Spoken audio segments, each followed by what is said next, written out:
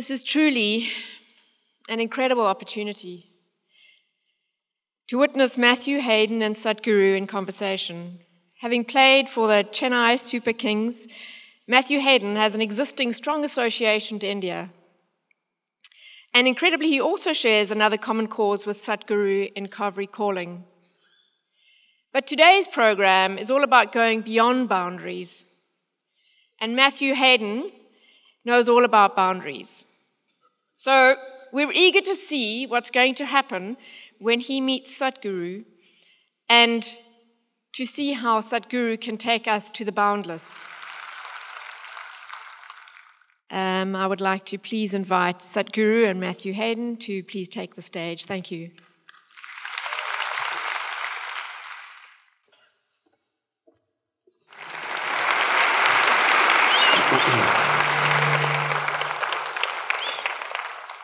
Good evening, everyone. I'll just hide this away. I've had a IT mishap straight away. IT, who would have thought? Firstly, I accept the beautiful welcome to country from the Yagra people. 60,000 years of human spirit. Goodness me, can you get a longer, more detailed story, and respect to those people always.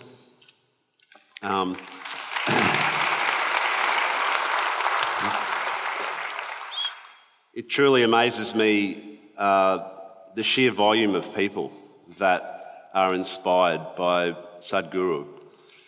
I guess for Australians, we feel a very long way away from the spiritual heartlands of India. But on behalf of Australia, we welcome you with great sincerity and with great anticipation as well for this evening, which I'm sure will not only be enlightening, but will also be a great deal of fun. So on behalf of Australia and Australians, we're a very multicultural society, as you can see by the faces in the room today. The definition of Australia is the faces that we see in front of us, from India, Pakistan, Sri Lanka, England, our real sort of heritage lands, Scotland, Ireland, Wales, South Africa. We truly are represented by... You're missing the Chinese. Chinese, Japanese. Geez, we've actually... Let's not even get there, because we could list every nation on the planet that's sitting right in front of us tonight. So thank you so much for joining us tonight. Over to you.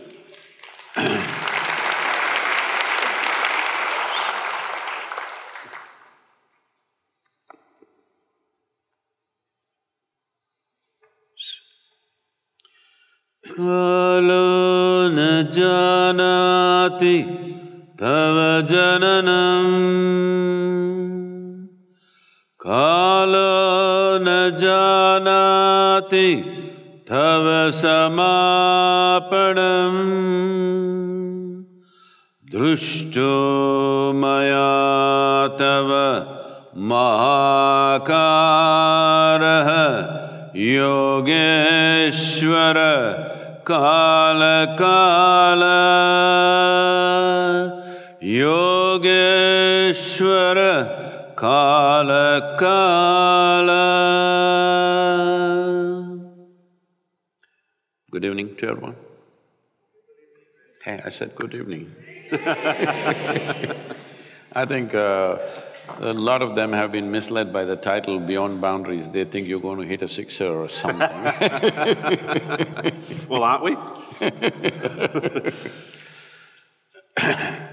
Well, today we're not talking about the ball going beyond boundaries, we're talking about you and me going beyond boundaries.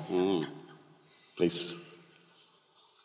It's a beautiful occasion, as always, when you get a lot of people in a room. Is there a specific reason why we gathered here, in your opinion? What's the force that's dragging us all together?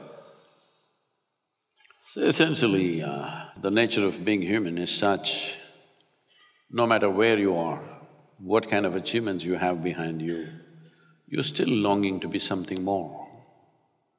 There's something more. Somebody may think more money, somebody may think more wealth, somebody may think more pleasure, more love, more knowledge, but everything that you accumulate in your life only makes the arrangements better, but doesn't really enhance your life. So whether it is consciously articulated within a human being or not, but every human being is longing in some way to enhance their lives. Somebody thinks it'll happen by going to the temple, somebody thinks it'll happen by going to the bar, somebody thinks it will happen with prayer, somebody thinks it'll happen with dope. All of them are aiming for the same thing, whether it works or not is a different matter. But the longing is in some way to enhance their life.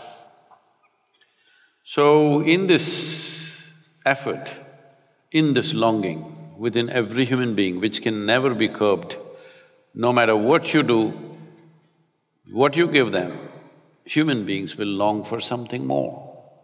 So there is something within every human being longing to be beyond boundaries. Whatever the present boundaries, we want to go beyond it. Or to put it in other words, there is something within you which does not like boundaries. That's why you try to smash them. There is something within a human being which doesn't like boundaries. See, suppose, let's say I imprison you in a 5x5 cubicle, you'll feel terrible, imprisoned. Tomorrow we will announce your liberation and liberate you into 10x10 cubicle. You'll feel wonderful for a day. And again you'll feel horribly imprisoned. The next day we will release you into a 100x100 cubicle, you will feel really great. But within 3 days, again, that is also imprisonment. It doesn't matter where I set the boundary. The moment you can feel the boundary, you want to break it. There is something within you which does not like boundaries. So, this longing finds various sorts of expressions. People try through music, art, sport, business. All these efforts are fine, every effort is fine. The longing is fantastic. Through intoxication, through stimulation, every way people try somehow to break their boundaries. But the important thing is, can you stay beyond boundaries? Or do you breach it just for a moment and again come back to the same format? So when this question comes up, there's a very… the Patanjali Yoga Sutras were written like this. It's one of the greatest documents on life, written in a very cryptic way so that scholars wouldn't get interested. That's the idea. Because once they get interested, they will write 10 different versions of the same thing. So Patanjali starts this significant document with half a sentence. The sentence is like this, and now yoga. That means you tried money, you tried wealth, you tried relationships, you tried love, you tried pleasure, you tried intoxication, you tried all kinds of things. Everything did something to you, but you know it is not settling you. And now yoga. Happy. So yoga does not mean twisting and turning. Yoga means union. That is, consciously you obliterated the boundaries of your individual nature. Because your individual nature is just your imagination. As you sit here, your boundaries of your body and your mind are just your making. Right now, constantly you're breathing. It is happening in many different levels, but in a most fundamental way, you're breathing. If you close your mouth and hold your nose, you understand you cannot live within your boundary. You have to breach the boundary every moment, otherwise you cannot exist. This is not just in the level of your respiration. Every cell in the body, every atom in the body is in some kind of transaction. If you stop it, you cease to exist. So your very existence is not within the boundaries, but within your psychological framework, you have this sense of, this is me. This is because, see, this solar system, the very solar system in which we are, is a tiny speck in this cosmos. In that tiny speck, planet Earth is a microspeck. In that microspeck, Brisbane is a super microspeck. In that, you are a big man. It's not a small problem. And in the middle of nowhere, we don't know where this cosmos begins, where it ends. Here we are, sitting on this little mud ball and talking all this stuff. Yes, and we think we are doing it. That's the most incredible thing. See, all this mistake and this confusion has happened because creation gave us an individual experience, though we are like a speck of dust in the universe, though we are a tiny speck, a micro speck in the universe, it gave us an individual experience.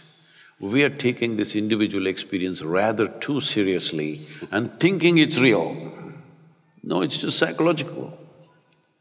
It's fantastic, it's the magnanimity of creation that it's given us an individual experience. This does not mean you're actually an individual, you're not. You cannot exist for one moment without everything else around you. All these arrangements you did not make, we've messed it up, but we did not make the, arrangements of atmosphere, we did not make the arrangements of the planet functioning in a certain way. We did not make the arrangements of whatever comes out of this planet, nourishes us, keeps us well. This is not our making. So, this sense of individuality has been taken too seriously. Because of that, no matter where you are, in which dimension of life you are, you feel somewhere deep inside trapped. So if you think somewhere a little instinct tells you there may be a solution, there you will be. Well, let's focus for a second on collaboration, because as an individual can take it that the Isha Foundation is something which is now a global movement. So talk to me about the spirit of collaboration. I mean, how you've built these organisms like a human body that you might describe yourself as maybe a platelet within the human body, but there's this huge now juggernaut that's walking and talking around the world. Tell me about the foundations of that thought, where it originated from, and then the spirit of the collaboration. I don't collaborate with anybody. Whoever, either they're in front of me or they're not here with me, I make them a part of myself. And this is not my doing, this is the way creation is made.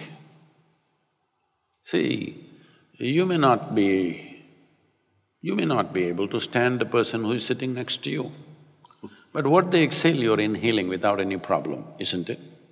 I'm saying essentially your existence is inclusive, only your mind is exclusive.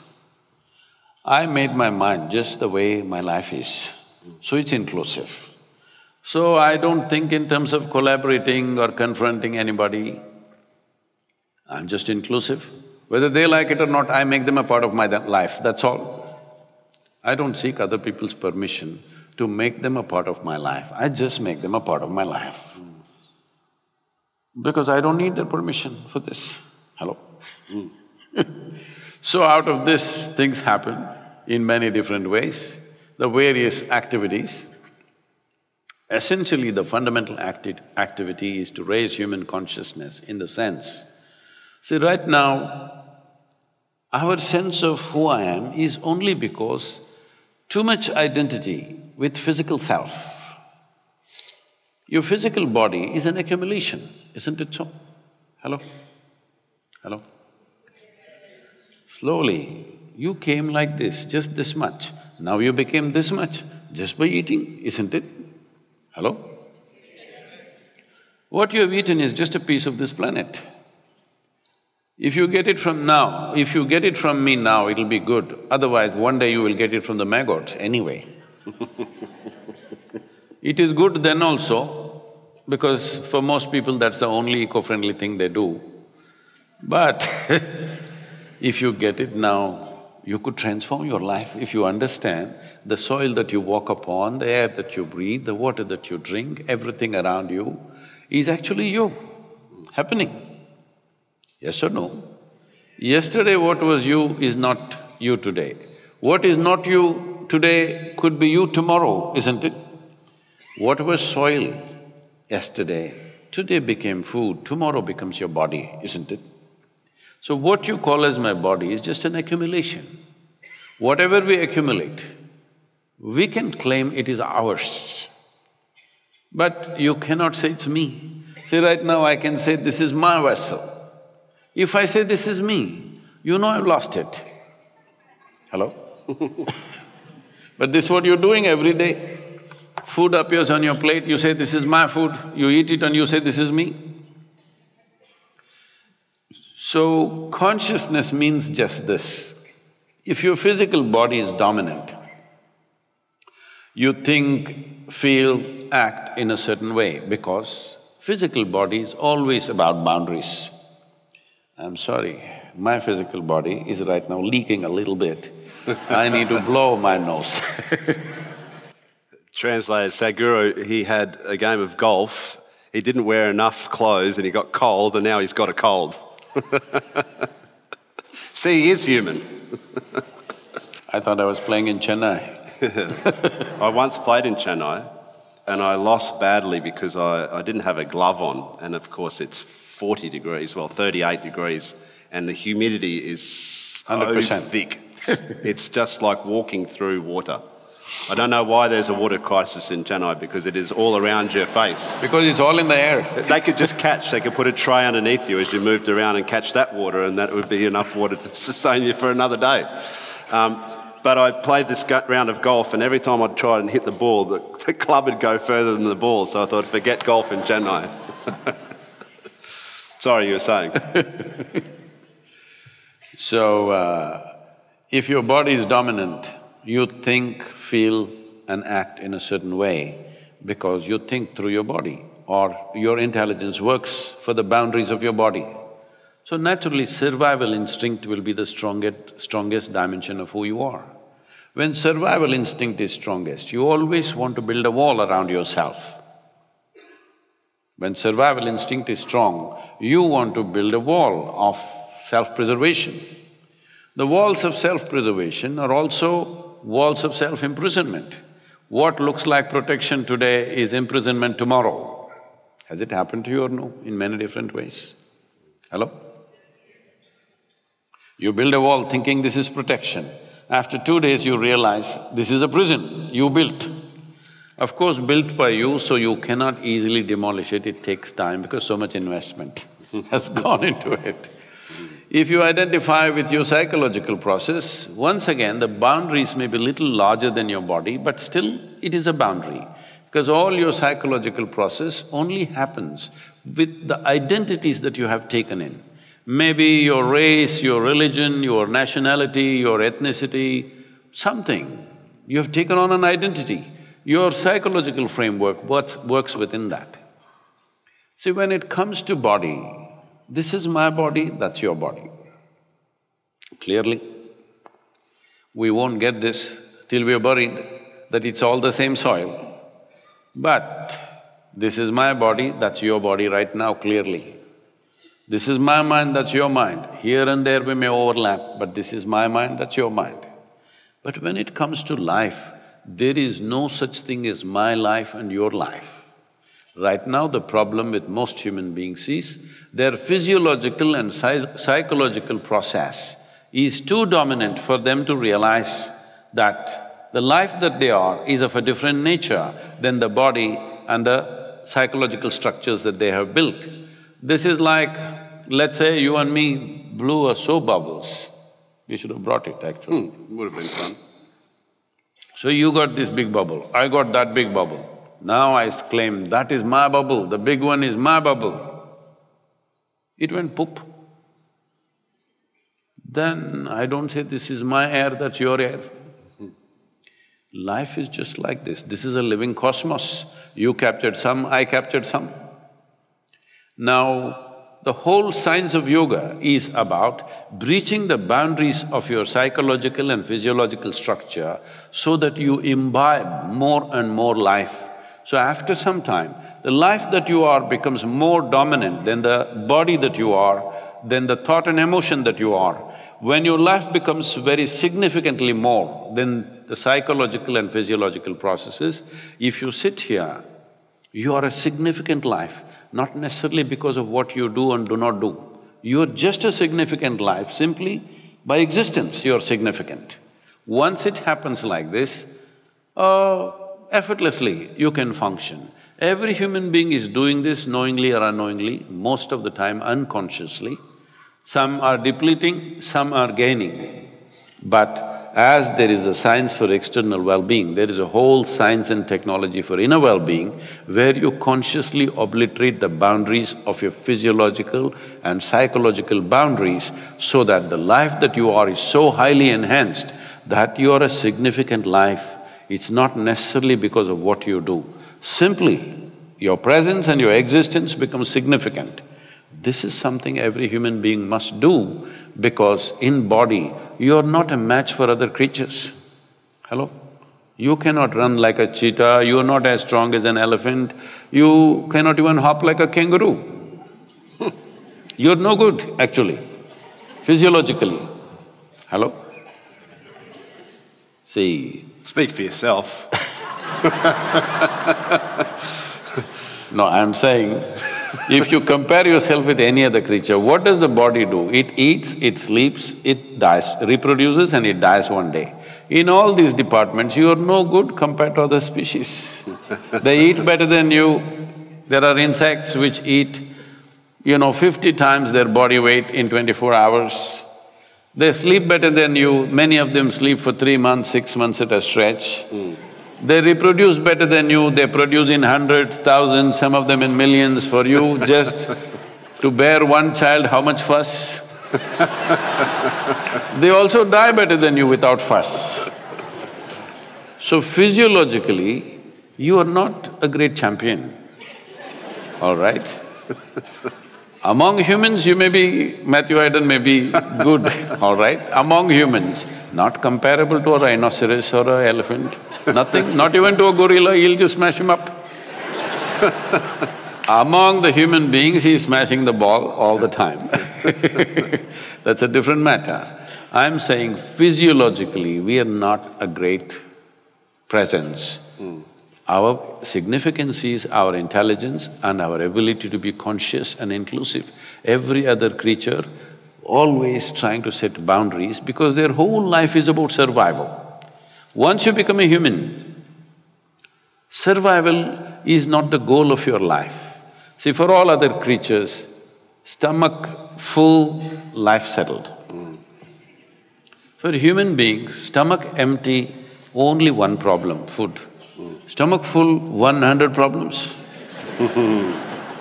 Because what is human unfolds only after survival is taken care of. When survival is questioned, we are also just like any other creature fighting for survival. Only when survival is taken care of, other dimensions of being human come into play.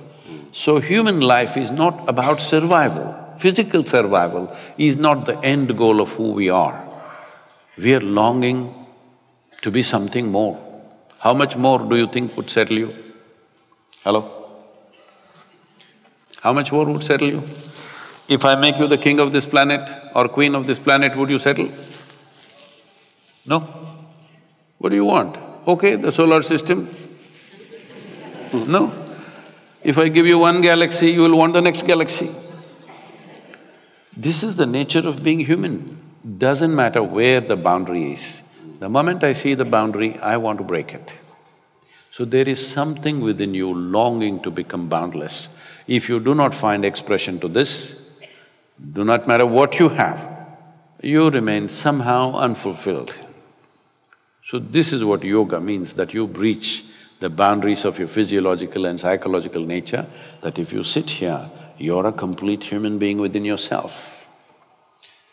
Tell me this then, if our strength is only in our intelligence, why are we making such dismal decisions as a humanity?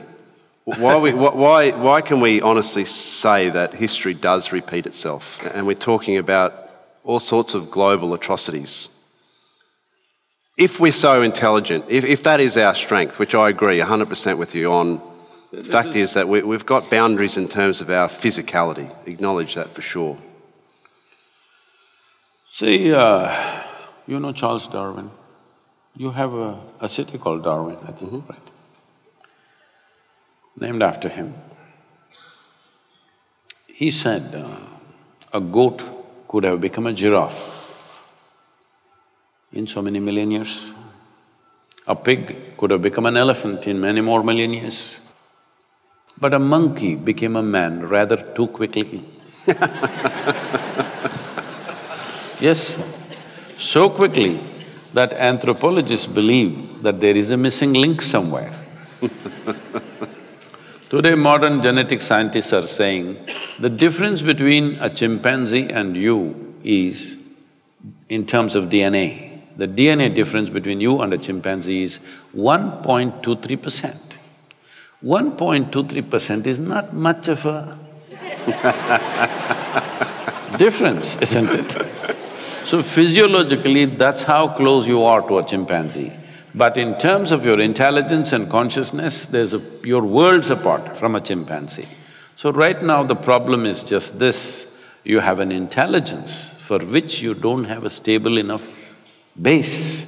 Because of this, people are using their intelligence to poke themselves all the time. They don't need any outside help. If you just leave them alone, they will suffer. So they may call it stress, they will call it tension, they will call it misery, they will call it madness, they will call it so many things. Essentially, it's about your intelligence turning against yourself.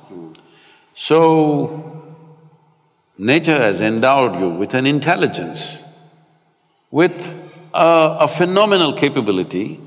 Anything which is a great possibility, if you don't take charge of it, it will become a huge problem. Right now, human intelligence has become a massive problem because most people have not taken charge of it for their well-being and everybody's well-being. They're using it to hurt themselves. Once you use it to hurt yourself, knowingly or unknowingly, you will also hurt everything around you. If you are suffering, you must understand this. It is not because of any situation around you, you're simply suffering because you do not know how to handle your own intelligence. That is the problem that you're seeing on the planet. Expectation, we were talking about it before we came on stage in a cricket context. T20 cricket is, something that people love. They love the sixes, they love the fours. But using that metaphorically, converting that into conversation around humanity, is there a false expectation? Is that's what also setting up humanity for both the positive aspects but also, those pitfalls within that expectation? Or is it as simple as just keeping it to the moment? Because as an athlete, I lived and died by the moment. If I was out of the moment, then I was like you holding that cobra up. I was 1 second away from being out of play. Oh, you went only to the pavilion. If you don't handle the cobra right, you go… all the way. To where? Where do you go? See, now you're getting somewhere, huh? What you saw, that's a king cobra. Well, he has enough venom to kill an elephant. If he bites you in the limbs, you may have anywhere between 40 to 90 minutes. If he bites you in the body, you have 6 to 8 minutes. But he won't bite me. See, I'm not holding him by his head, just holding him like this. He can… at his will, he can turn back and bite, but he won't bite because his venom is precious to him. It's very precious to him. Venom is among the highest or the most intense forms of protein on the planet. To manufacture that, he has to work hard. He's not going to just waste it on me. Unless I look like a threat to him. If I have to look like a threat to him, he's not judging by his vision, he's reading my chemistry. If he sees a little bit of agitation in my chemistry, he will go for me for sure. Otherwise, he will not go for me.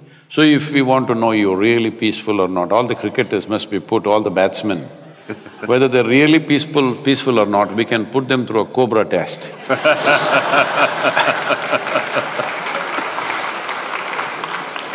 trust me, at times I did feel like holding up Rahul Dra by the belly and just shaking him a little like that as well. So, this is the nature of existence.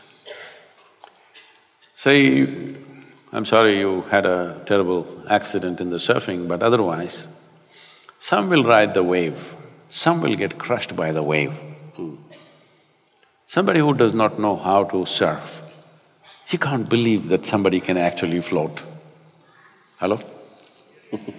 They can't believe that you can actually ride. Today there's something called as wake surfing, have you seen that? Behind the boat they're just surfing with just the wake of the boat. So, riding the wave and getting crushed by the wave is just a question of competence, taking charge of something, isn't it? It is the same with every dimension of life. Are you riding it or are you being crushed by it? Those who are crushed by it, they think waves are a big problem, they would like a still ocean. You are looking for big waves, you go into India for monsoon time because you need big waves. So, one who knows how to ride the wave is looking for a big wave. It's a huge possibility. One who does not know how to ride the wave thinks a big wave is a huge problem. This is the nature of life. I have a little Aussie test for you here, I hope you don't mind. I got a few sayings, colloquialisms, because Australia, correct me if I'm wrong, is full of things that make no sense whatsoever. So we've mentioned a number of times, Sadhguru, tonight, inclusivity. You're not a googly bowler, you can't do that to me. No, there's no googlies, trust me. So Aussie sayings with just a simple test. I'd like you to have a go at trying to think about what they are for a start and maybe tell us what you think. When I say to you, what's an ankle biter, what does that mean? What is? An ankle biter. I've just been here for 2 days, please spare me.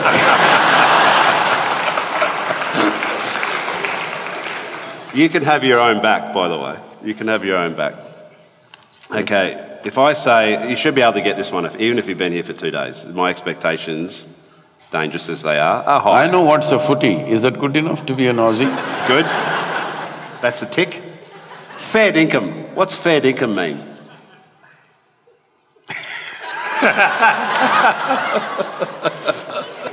I love it. Okay, we'll go back to nature. What's a galah? When I say to you, oh, you're nothing but a galah, what does that mean?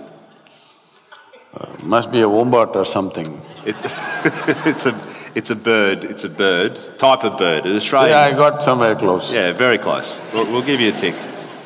When you say hard yakka, as an Australian term, we often refer to something, I'll say, yeah, we'll get it over the line, but she's real hard yakka, mate. What does that mean? A girl.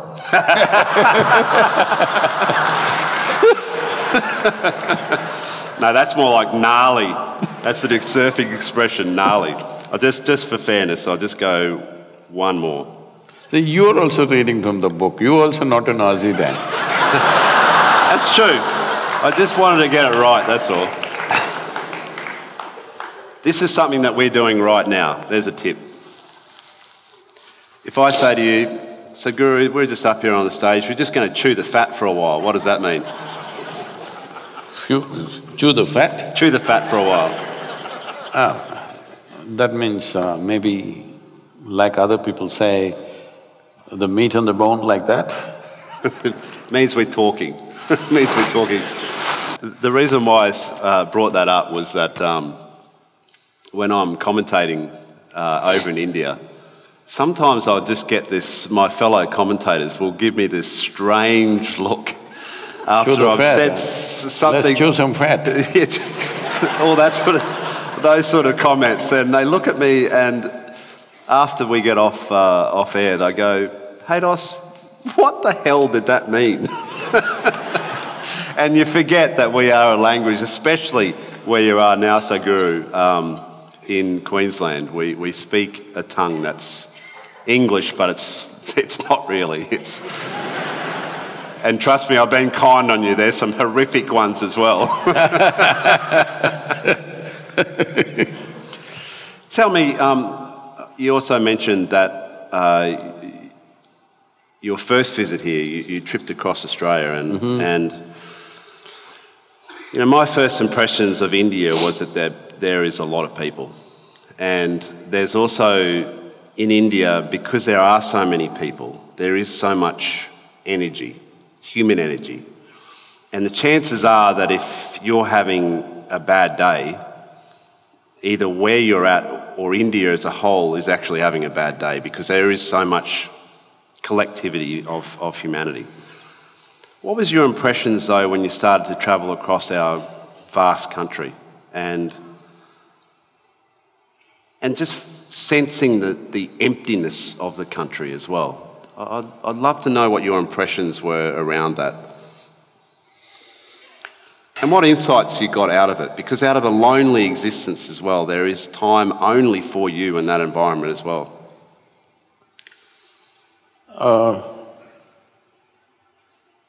Personally, I've spent a lot of time by myself in the jungles of southern India, in the Himalayas.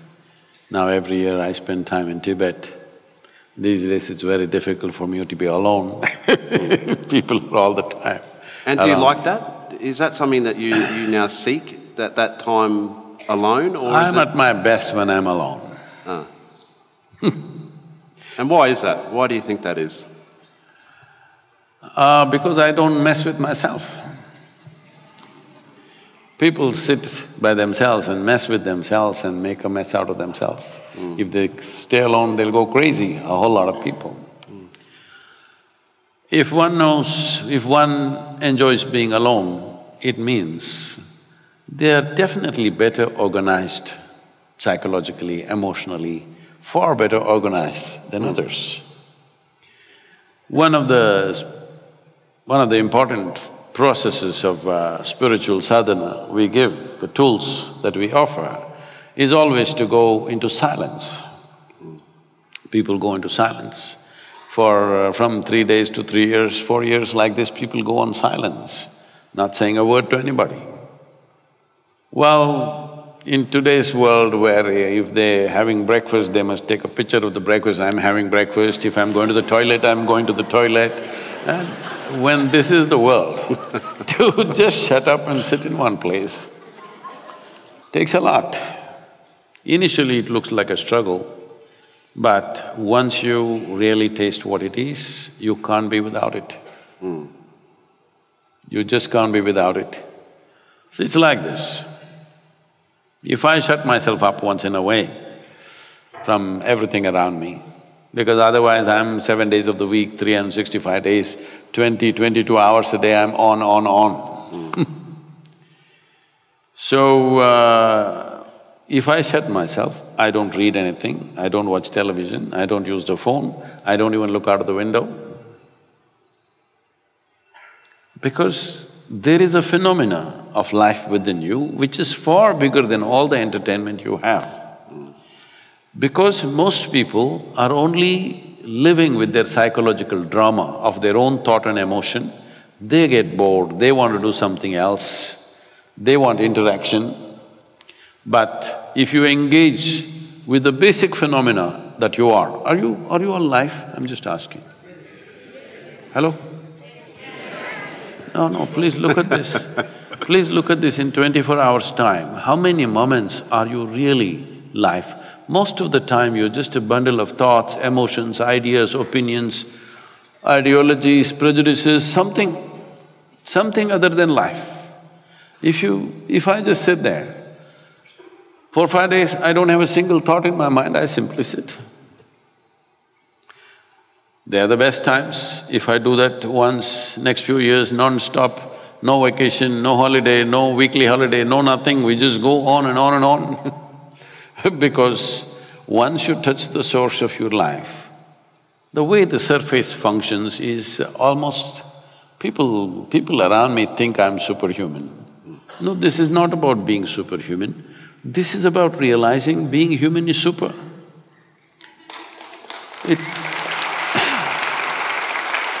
It is not for nothing that we are the peak of evolution on this planet. Hello? Are we? We are the peak of evolution on this planet. It's to make you the way you are. It took millions of years of work. Nature has worked millions of years to get you to this level. But now all most human beings can do is complain. This is a product which is arrived at after phenomenal development over a few million years. But now you're complaining about how it is because you've not explored the full depth and dimension of what a human being is. A human being is not just a bundle of thoughts and emotions. Like you're not just body, there's something more to this. Body you accumulated, what you call as my mind, is an accumulation of impressions. This is a heap of food, that is a heap of impressions. Between these two heaps, where the hell are you? Yes, where are you? It's time everybody pays some attention because this life is not for good. Since you came and sat here, you're 45 minutes closer to your grave. Yes, I'm not… Sobering thought. I'm not wishing this on you, this is the nature of our life. This is not clock ticking away, it's our life ticking away, isn't it? Most people think other people die. You know? No, you and me will die. If you understand that this is a limited amount of time and energy, you would see how to master this in some way. Do whatever you want. You can't stop 1 minute from rolling, isn't it? Hello? Whoever you may be, can you stop it? No, it's rolling away for all of us at the same pace. Well, how quickly, how rapidly or how slowly simply depends on how joyful or how miserable you are. If you're… have you noticed this, on a specific day, you were very happy, 24 hours, poof, went off like a moment. Another day you were depressed, 24 hours feel like a eon. Yes or no? So only miserable people can have a truly long life. If you're really joyful, if you're very joyful, before you know what's happening, it gets over. For the possibilities that a human being has come with, if you live to be 100, it's really nothing. 100 is not a long life, 100 is nothing if you're really ecstatic, it'll just pass away like this in no time. If you're miserable, every day feels like 100 years. So time is a very relative experience, but the only thing that you can master is your energies. Energetically, if you're at a certain level of intensity, what somebody does in 10 years, you will do in 1 year. Because of this, the impact and the profoundness of your experience, in terms of experience, the profoundness of experience, in terms of activity and impact in the world, it may be like 1,000 years, though you lived only 100 years, simply because you have multiplied yourself. But time is limited. Tamil people, you know some Tamil words? Now I'm going to… Seri. I'm going to Google you with Tamil There's words. one, Seri. Like you chewed fat with me. Yeah, you've got me. Come on then. Hit me with something. In Tamil language, this is very well said. When somebody dies, we don't say he died. We say, kalamaitange. That means his time got over.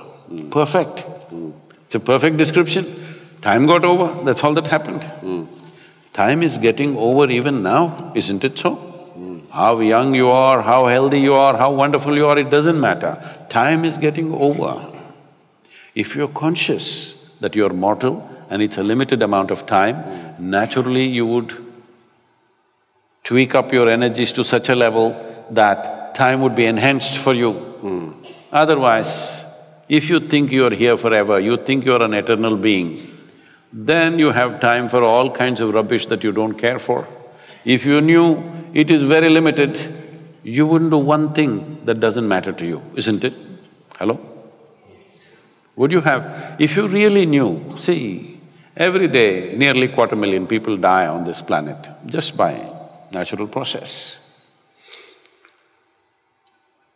And you think those people are all thinking, tomorrow morning I will die?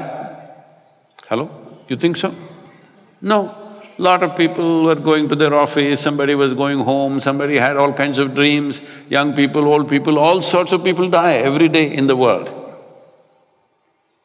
If you knew that it is possible, it's not my wish, I'll bless you with a long life, but it's possible, tomorrow morning you and me could be dead, isn't it?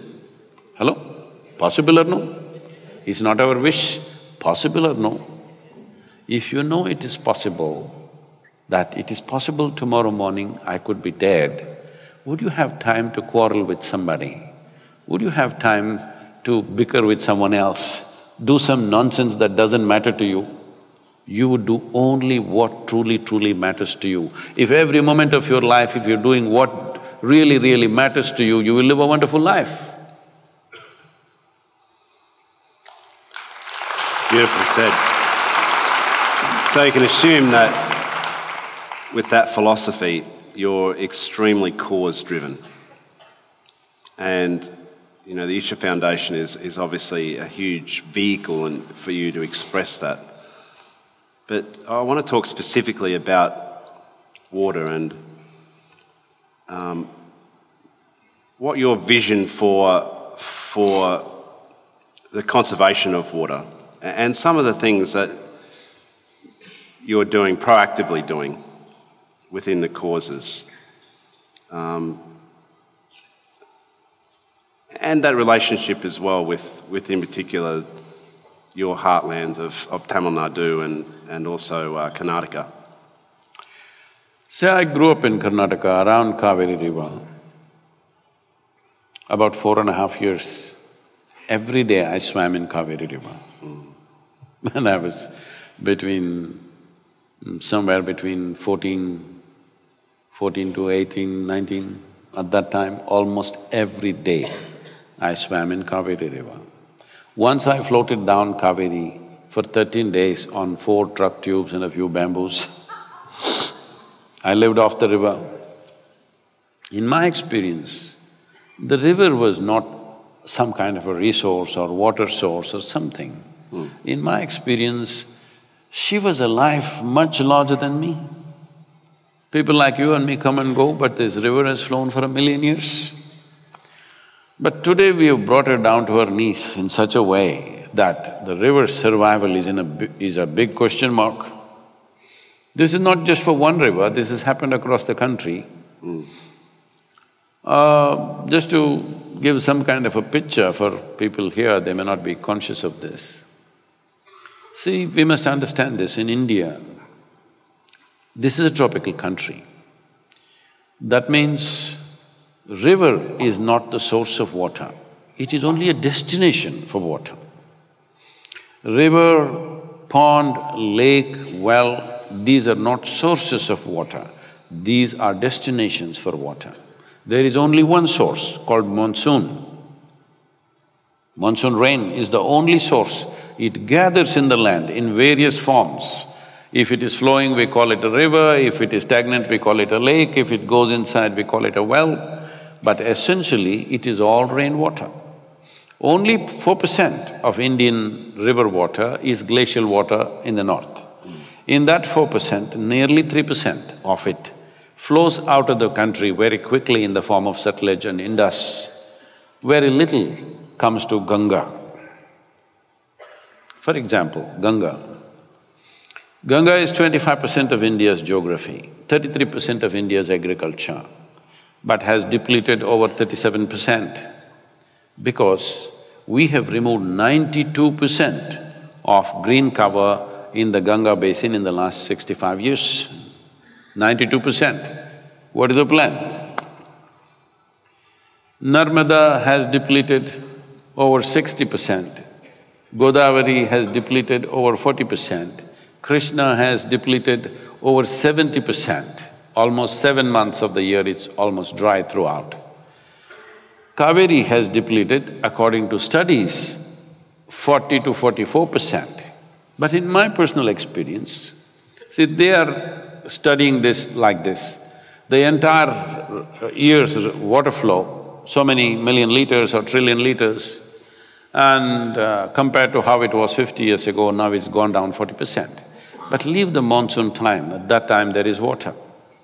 Let's say you take September, October. In the month of October, if you go and see Kaveri, how it is today, is only 25 to 30% of what it was when I was 10 years old. This has happened because we have removed 87% of the green cover.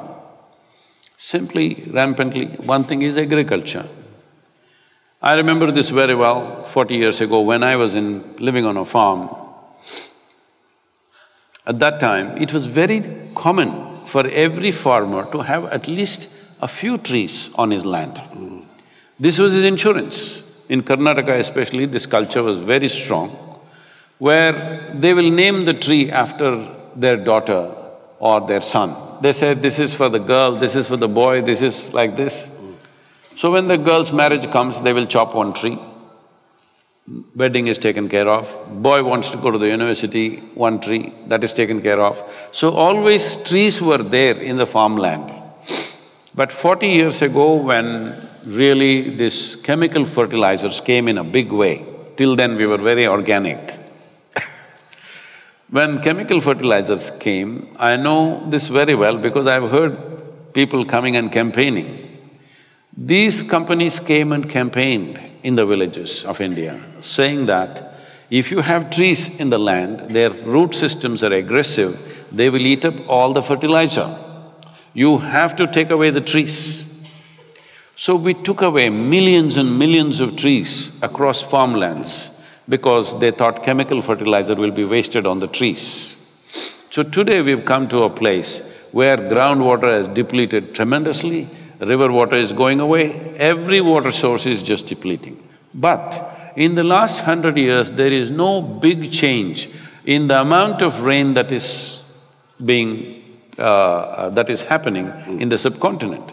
So the rain that is coming is the same, it is just our ability to hold it in the land is gone because the green cover is gone. Without the necessary organic content, you cannot hold the water in the soil.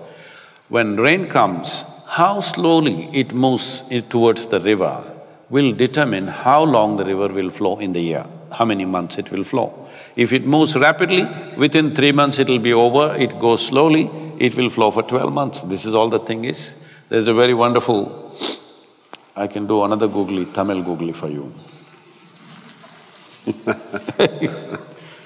In Tamil language, there is an ancient saying which says, Nadandu vandada Kaveri valam, odi vanda vellam. This means only if Kaveri comes walking, she brings wealth and prosperity. If she comes running, she'll bring disaster. So how do you make a river walk? If a river has to walk, there has to be substantial vegetation, that the water that comes down in the form of rain is held in the land and slowly it moves towards the river. Today, this whole understanding of river systems is been lost completely, because if you say rivers, I see so many people of Indian origin, you ask them what are the rivers, they will name 7, 8, 10, 12 rivers, major rivers. They will say Ganga, Narmada, Godavari, Krishna, Kaveri. But you need to understand, a river doesn't exist by itself. For example, Kaveri has over 120 tributaries. And most of these tributaries don't even flow for 3 to 4 months in a year. They were all perennial streams, but today most of them are not flowing more than 3 to 4 months. Kaveri is not touching the ocean for over 6 months. She is receding by the year. This is happening mainly because there is no green cover. So, this project, what we have taken up called Kaveri Calling, is an offshoot of Rally for Rivers. Rally for Rivers was done with the intent of changing the policy framework. We are 100% successful in this because the policy that we offered to the central government was accepted in toto. They put it through the scientific tests and then the economic tests, and they found it as an ideal policy, and this was recommended for all the 29 states as official policy. And about 4 states are proactively pursuing this policy. Another 3 to 4 states we have memorandum of understanding and we are working with them.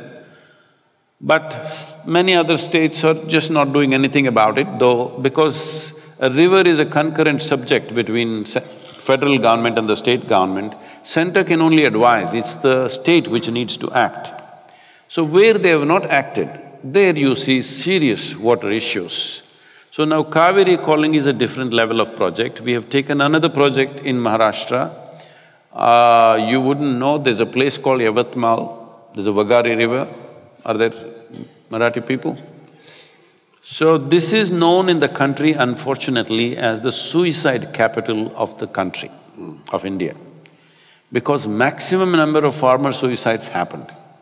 Now in Tamil Nadu and Karnataka, this is becoming a, like a regular yearly score is happening. Today in Tamil Nadu, 83% of the farmers are considered to be under distressed loans. 77% of Karnataka farmers are under distress debt. What a distress debt is that they have no means to pay the money which they have taken. It doesn't matter how much farming they do, they have no means to pay. This means either they have to sell the land or run away somewhere or hang from a tree. These are the options we are giving them. We are driving a whole mass of people in this direction. This has happened for a variety of reasons, but the fundamental reason is lack of rich soil. What was a very fertile soil, We have farmed the same land for over 12,000 years. But today in one generation, we are turning it into a desert-like space, mainly because the only way you can enrich the land is by the leaves of the trees and by the animal waste. Trees are gone long time ago, animals are all traveling to other countries. Now, there is no leaves, there is no animal waste, there is no way to recoup this soil. Out of 160 million hectares of arable land in India, 104 million hectares have been identified as distressed soil because there is no leaf, there is no animal waste. If we don't put back trees back in the soil, if you don't bring animals back into the farm, our ability to grow food will be completely gone. This is one of the greatest achievements in India. Without any modern science or technological advancements, just with sheer traditional knowledge, our illiterate farmer has grown food for over 1 billion people for the last 70 years. But today we are driving him to the wall to such a place. So the plan for Kaveri calling is just this, we want to convert 1/3 of this 83,000 square kilometers into agroforestry. We've already converted about 70,000 Tamil farmers into agroforestry. Their incomes in 5 to 7 years have gone up anywhere between 3 to 8 times. That is, I'm talking about 300 to 800% increase in income, simply growing trees in 1/3 of their land. So we want to bring this to the entire region. The challenge is to bring about… See, we can go like this, 70,000 have happened every year, 1,000, 2,000 people are going into it. If you go at this rate, we will take 2 to 3 generations. Now with Kaveri calling, I'm trying to crush time into 12 years, 12-year project this is. In 12 years, we want to see that 2.42 billion trees are planted by the farmers in the region. If we do this, the water that is sequestered by this is proper scientific studies are there, will be something like 9 to 12 trillion liters. To give you some perspective, the entire water flow in Kaveri per year is 21.2 trillion. So if 12 trillion liters extra go into the land, river will flow once again full on. All the groundwater will be replenished, people will live well. See, if you don't know what I'm talking about, many of you who live in cities may not understand what I'm saying. Just go out, you have outback, walk in hot sun for some time. Whole day you walk, just come under a tree and sit. It's magic. Life changes just like that. If you have ever really walked long distances, you will understand what I'm talking. You just go under a tree after hot sun and sit there, life changes.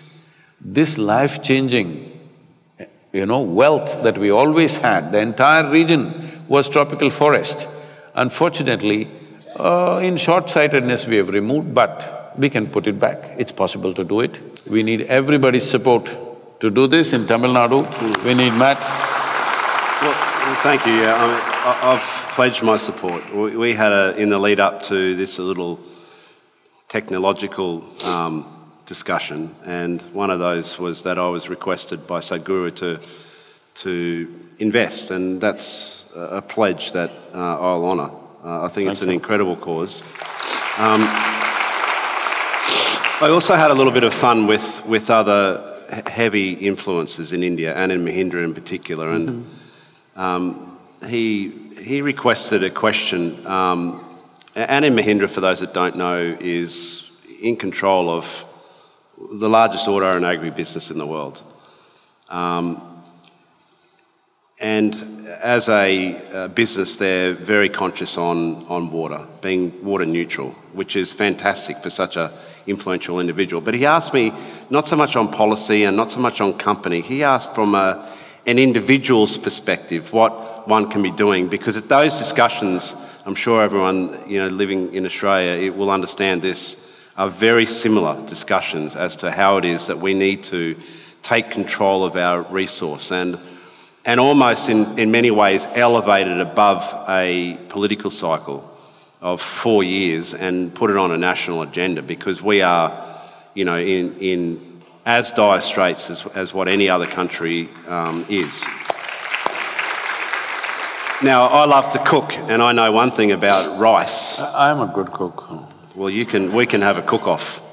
Not a competition, just an enrichment, an enrichment experience. Yes. Now, one of the processes of cooking rice, unless you want extremely sticky rice, is to wash the heck out of it to ensure those starches come out. But my question is from Anand, and I'd ask you as well to share, what, on an individual level, can we do about water wastage? See, because the urban populations always have access to media, social media, they dominate everything. But they are not the majority of the population. I'm saying this because it's like this.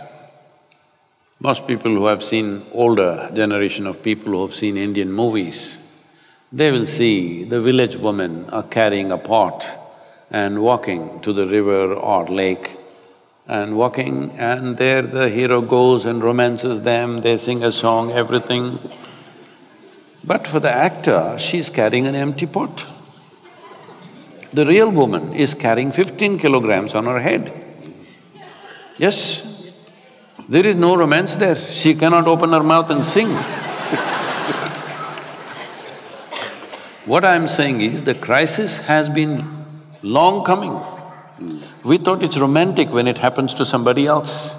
But now you have to take your pot and go in Chennai city to get water, now it's looking like a disaster. Hello?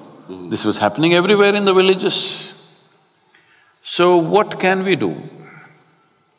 There are many things we can do. Of course, everybody is talking about drink only 2 liters of water, have bath only with 4 liters of water, all this. I will not say such things to anybody. I would just say, just be conscious. Just be conscious, water is not a commodity, nor food is a commodity. These are life-making material. Hello? Hello? 70% of you is water. This is you. How come when it's here, you don't care? The moment it comes here, it means so much. You just be conscious, this is life. This is life-making material.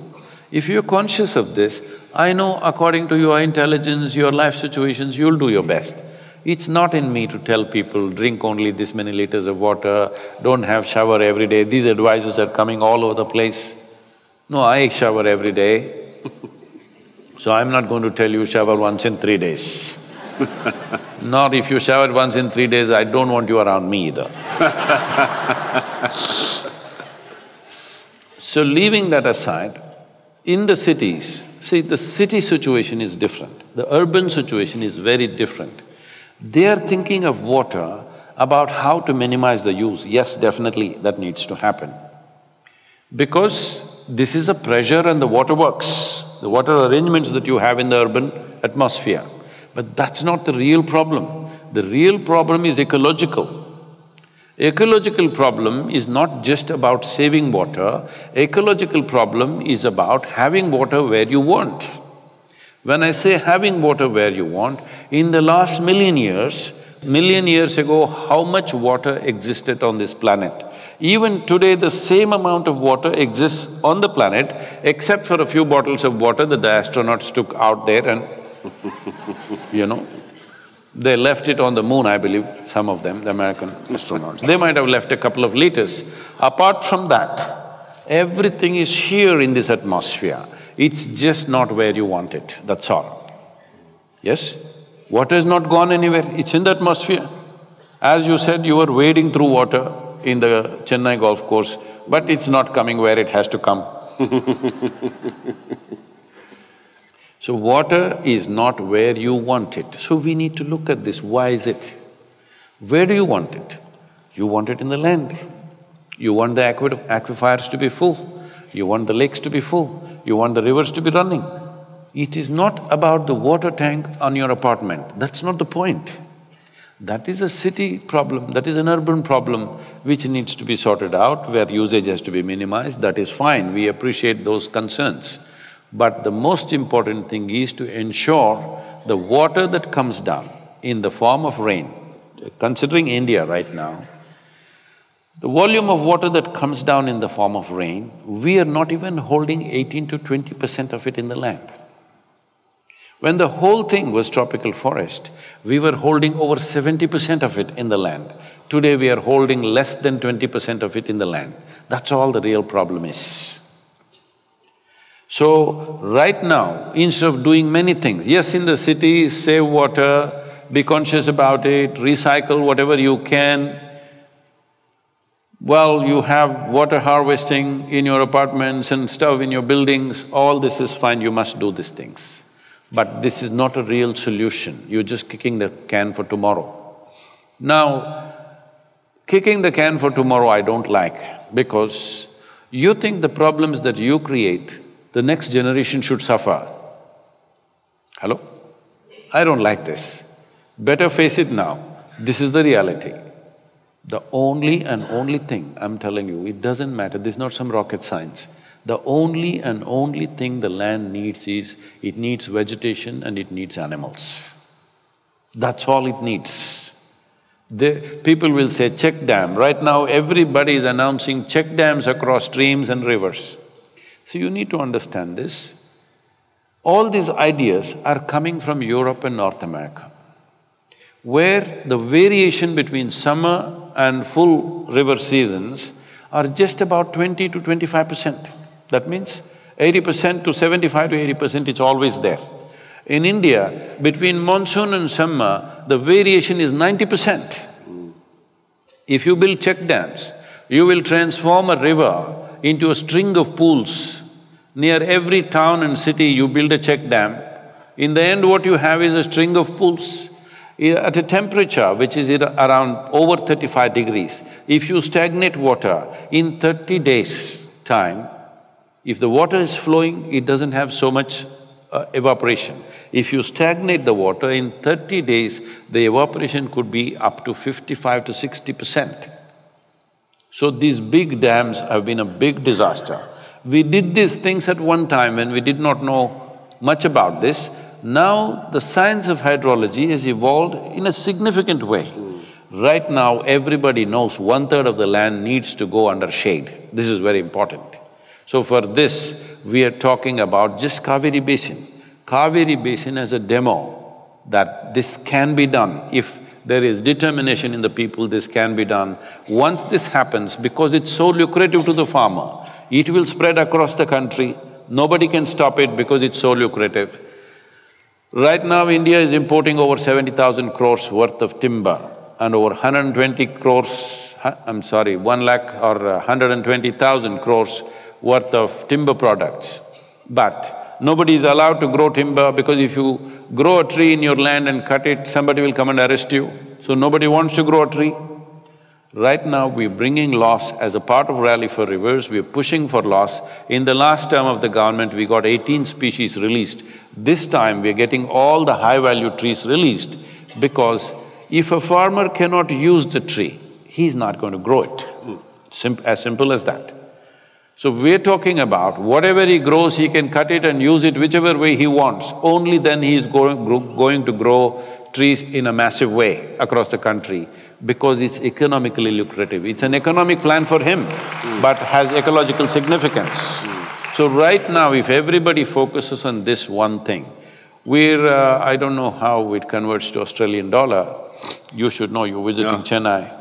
It always confuses me, lakhs and… It costs just 42 rupees to raise a sapling and give it to a farmer.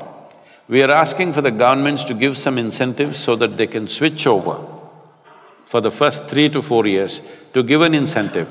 This will make a huge difference both for the farmer and the land. 42 rupees per sapling, that's what it costs.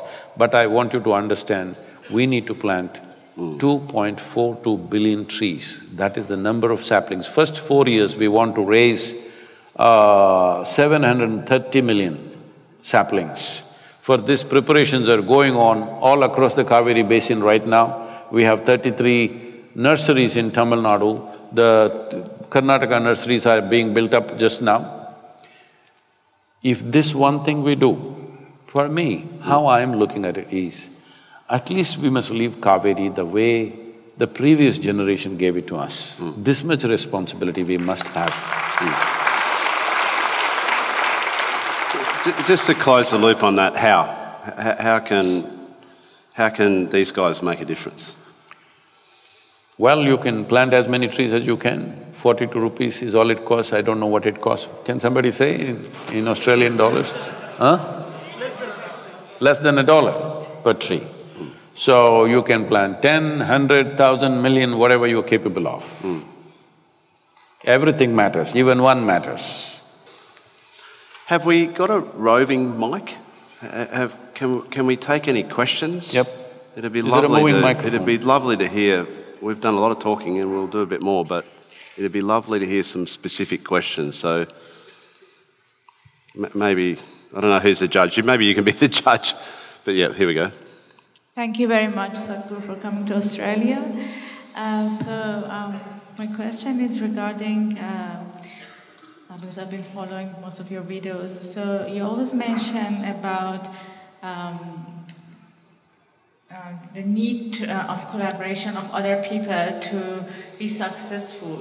So you always mention that to be successful, that's the only time that we need the collaboration of other people. For other things like our energy and our emotions, everything can come from within.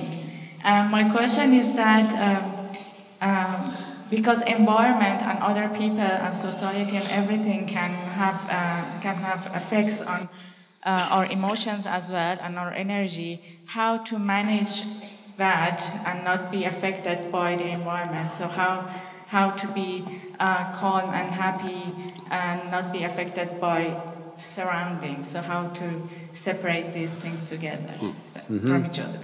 Sorry, thank you very much.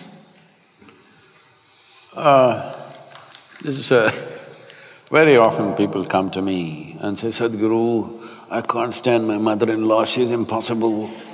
My husband, after all, her son.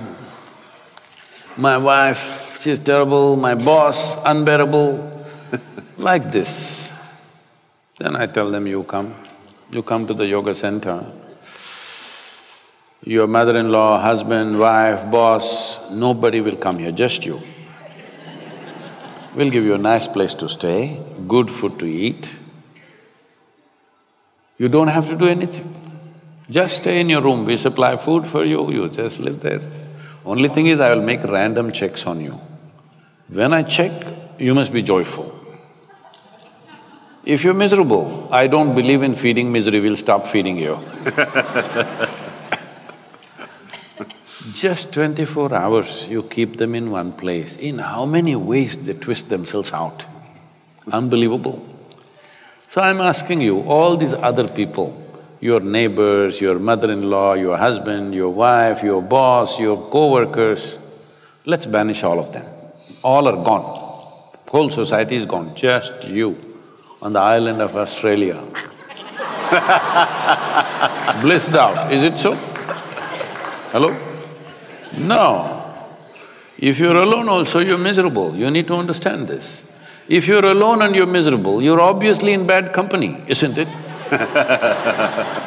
So this is what you need to do with yourself, that if you sit here, your experience of life is pleasant. Well, you obviously, from what you said, you have probably heard this in some format. See, pleasantness means just this. Body is healthy, it's pleasant. It became very pleasant, this is called pleasure. Mind is pleasant, peaceful, very pleasant, joyful.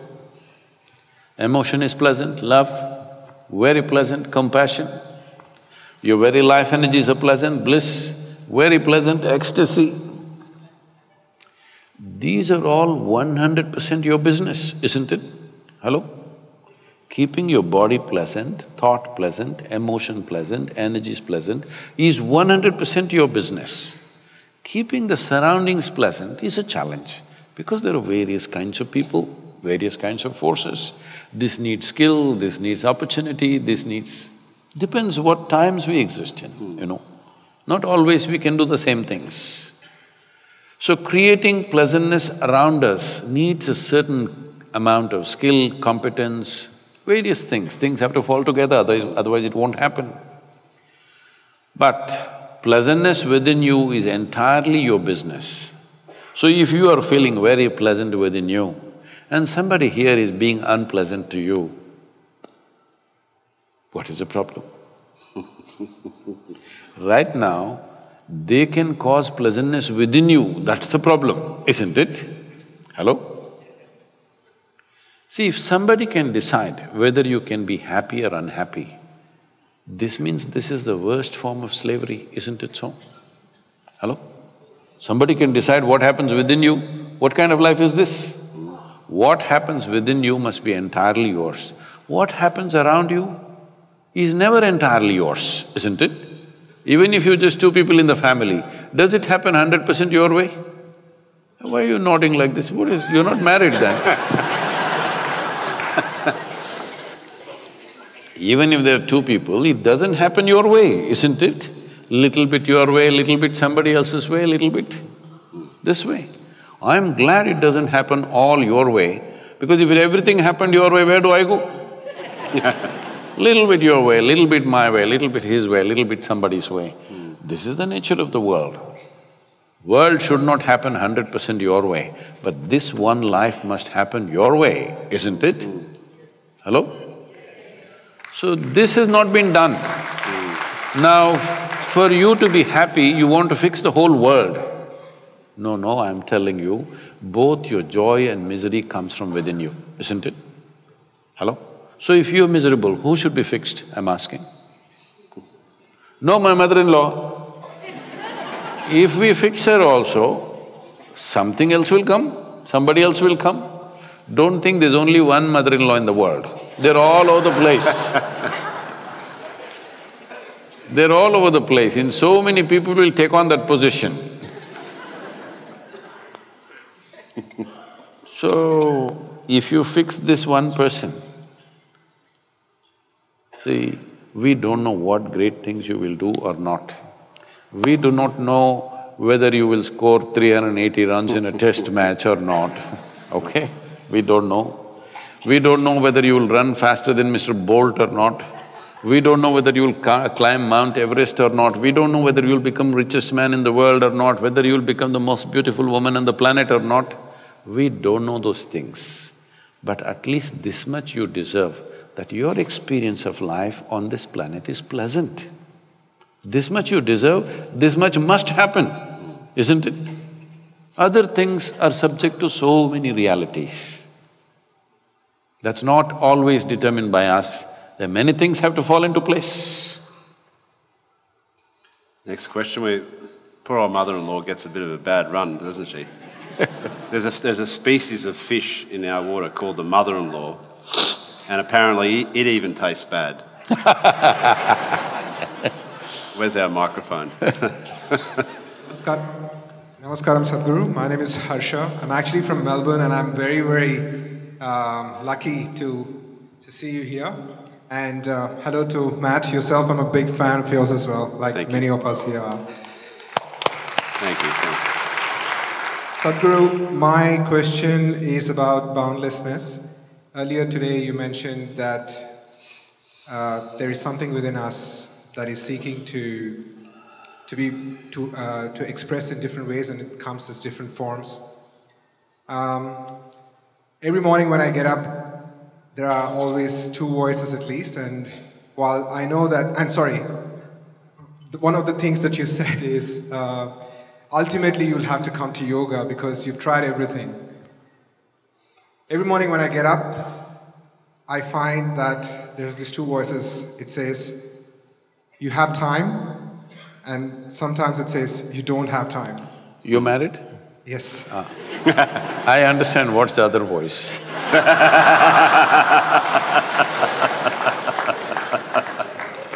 So Sadhguru, I think my question to you after knowing you for a bit, and also we were talking about life sort of continuing in death and so on and so forth. The question I suppose is, well, how much time do we really have? I mean, and of course, why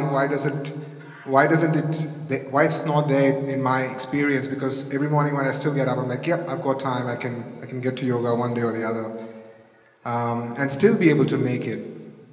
But the reality seems to me that there is not much time. See, first and foremost thing that you need to understand is you're an individual. An individual means you're not further divisible. This is it, this is one unit. In this body, there's one person or two people? Hello? Don't look at your wife and say that, you tell me it's okay. One or two? Only one. If you're feeling two, this means you're either schizophrenic or you're possessed. You need either a psychiatrist or an exorcist. Don't do that to yourself. Don't do this two-voice business, because initially it looks like good entertainment. After some time, if it takes on, it's very painful. Mental illnesses are not fun. Everybody plays with it. See, when you get angry with somebody and what you want happened, what do you tell your friend? I got mad with him and he did what I wanted. Well, you got mad temporarily and you came back. Suppose you couldn't come back. It'll happen one day if you keep crossing the line too often, because the line between sanity and insanity is very thin. If you cross it, one day if you're not able to come back.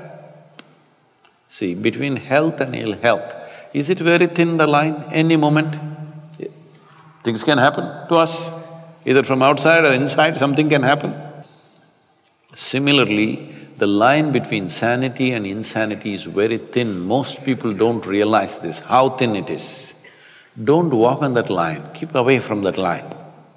Stay on the sanity side. It's very important that you don't get mad temporarily at somebody because you crossed, and if you can't come back, what do? Then you're gone, isn't it? So two voices are not good. There's only one person here. Only one, right? Only one inside. This is an individual. You cannot further divide this. The moment you divide this, you're asking for ill health of some kind. Don't do that. Now, how much time do I have? Well, one voice is saying you got time. So eliminate the other one, you don't have time. So this is not about fun, but I want you to understand this. It's like this, If you… Can I tell you a story? Okay? Because you think this is a serious question. I want you to just understand this one thing.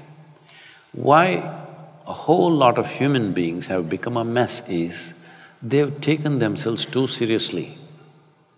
They don't understand. Before they came here, countless number of people lived on this planet and no sign of them, they're all topsoil now. And this one also will be topsoil. You're just a small pop-up. Hello?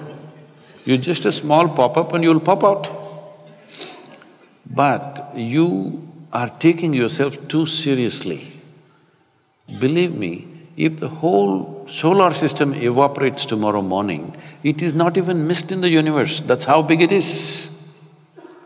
And that's how small we are. So don't take yourself too seriously. Yes, this life is important for us. Why? Because every life is seeing how to find its full potential. For that it's important. Not thinking something big of you is there in this world, nothing like that. See, if there were dinosaurs in Australia, they would treat you just like ants, isn't it? Suppose you're walking on the street, a colony of ants are going, you just step on it and go. One guy is dead, one guy is half dead, one guy is cut into half. You don't care because they're just ants. So if they were bigger animals than you, they would treat you the same way. They wouldn't even eat the whole of you. They wouldn't even treat you with any dignity. They would just eat one part and throw the other part and go on. Like how you waste food, they would also do it. So much population. Now if the dinosaur comes, he has a feast. Isn't it? So do not take yourself so seriously. This is the biggest problem, that you've taken yourself too seriously. You're just a small pop-up. The important thing is just this, it is the generosity of creation that it's given you an individual experience. Do not misunderstand that. Do not misunderstand this is to make you significant. This is just to understand life is significant, that's all. You just a bubble. You just a bubble, it'll pop anytime. Well, it may last 100 years. 100 years is nothing in the world. Hello? You may think, 100 years I lived long and I did so many things. Nothing. Many idiots on this planet thought like you and me. They thought they are very important too. Alexander the Greats have come, where are they? So they were telling me about, I was in Greece and they were saying, Alexander went to India. I said, don't worry. He came to India all right, but an Indian mosquito, that too a female. Go on, the emperor. He died of malaria. So do not underestimate a small mosquito, it can kill you. See, we've found something worse than a mother-in-law then, haven't we? No, that there is a thing about… Why are we going against mother-in-laws? Well, I don't know. We need to move on. Yeah. Between in-laws and outlaws, outlaws are wanted.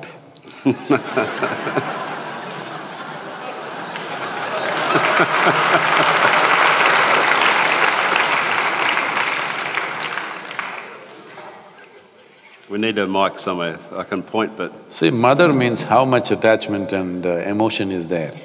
Say mother-in-law means so much problem. Just… we need to look at this. Why are we like this? Please, May I ask the question here, right here, please? Right here. Yeah, it's a little… Sadhguruji, thank you very much for your enlightening, speech this evening. Thanks, Matthew.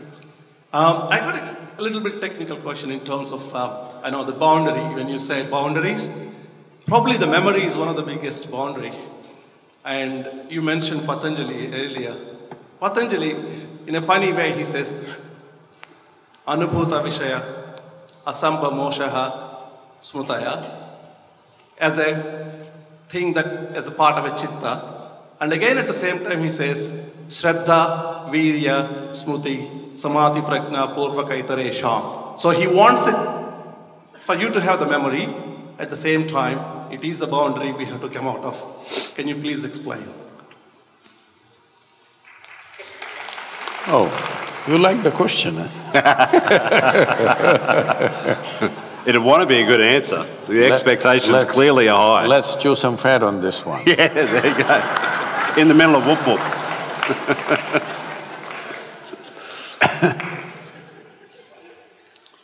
See, you are who you are only because of memory. There's conscious memory, there is unconscious memory, articulate and inarticulate levels of memory, there is genetic memory, there is evolutionary memory, there is elemental memory, atomic memory, everything is built into this. Muscle memory. Muscle memory. Oh, that is what I said, inarticulate memory, it is there. Your entire head to toe is just memory. You don't remember consciously how your great-great-great-grandfather or grandmother looked 10 generations ago, but his or her nose is sitting on your face right now, it's not forgotten for a moment. Hello? It even remembers the skin tone, how your forefathers were a million years ago, still remembers everything, isn't it? So your structure is like this because of memory. Your body is memory. Every cell in your body has more memory than your brains has, 1,000,000 times more actually. So this, what you call as me, is just memory. If you lose your memory, you don't know who you are, isn't it? And the only thing that most people are suffering is their memory. See, it's only the human beings who have such a vivid sense of conscious memory. Even a grasshopper has memory, but conscious memory is very little in him. But you have a vivid sense of conscious memory. Because of this, life and life's experience is rich. Of course, today all the memory is on your phone.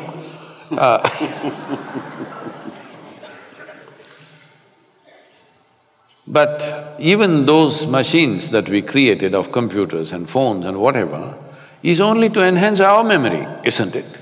Because we saw the value of memory. So memory is the maker of who you are. You are who you are only because of your memory. If there's no memory, right now if your memory goes away, you don't know who is your mother, who is your father, who is your husband, who is your wife, who is your children, where you belong, your nation, your race, religion, nothing. Everything is in your memory, isn't it so? Including your God and devil, all in your memory, yes or no? If you lose memory, you don't know anything.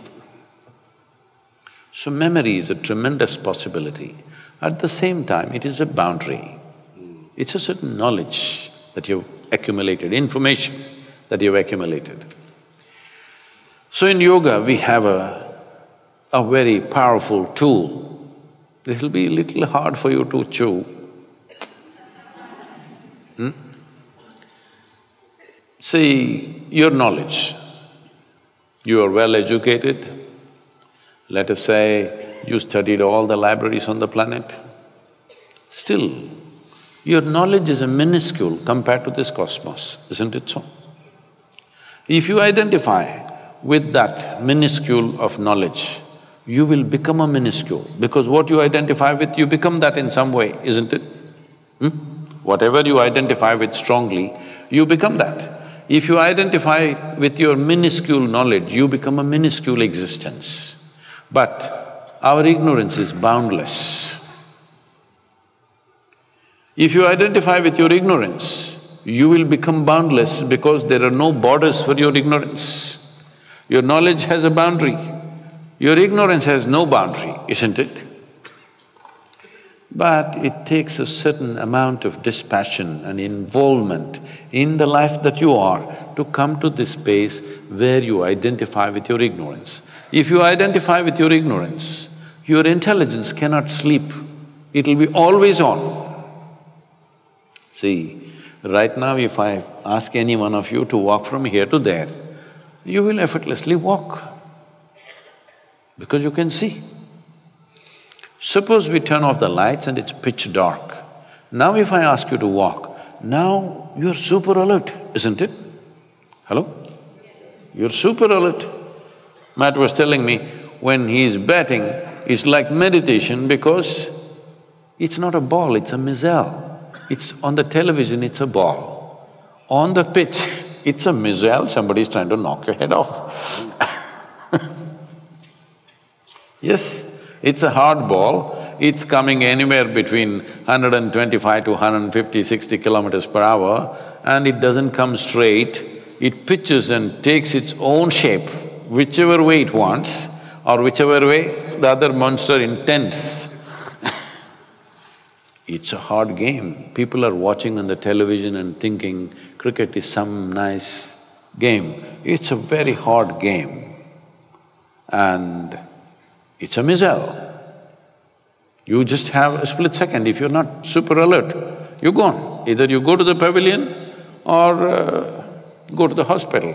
These days, there is a helmet, you don't go to the morgue. One time they went to the morgue, now they go to the hospital with a broken bone or something.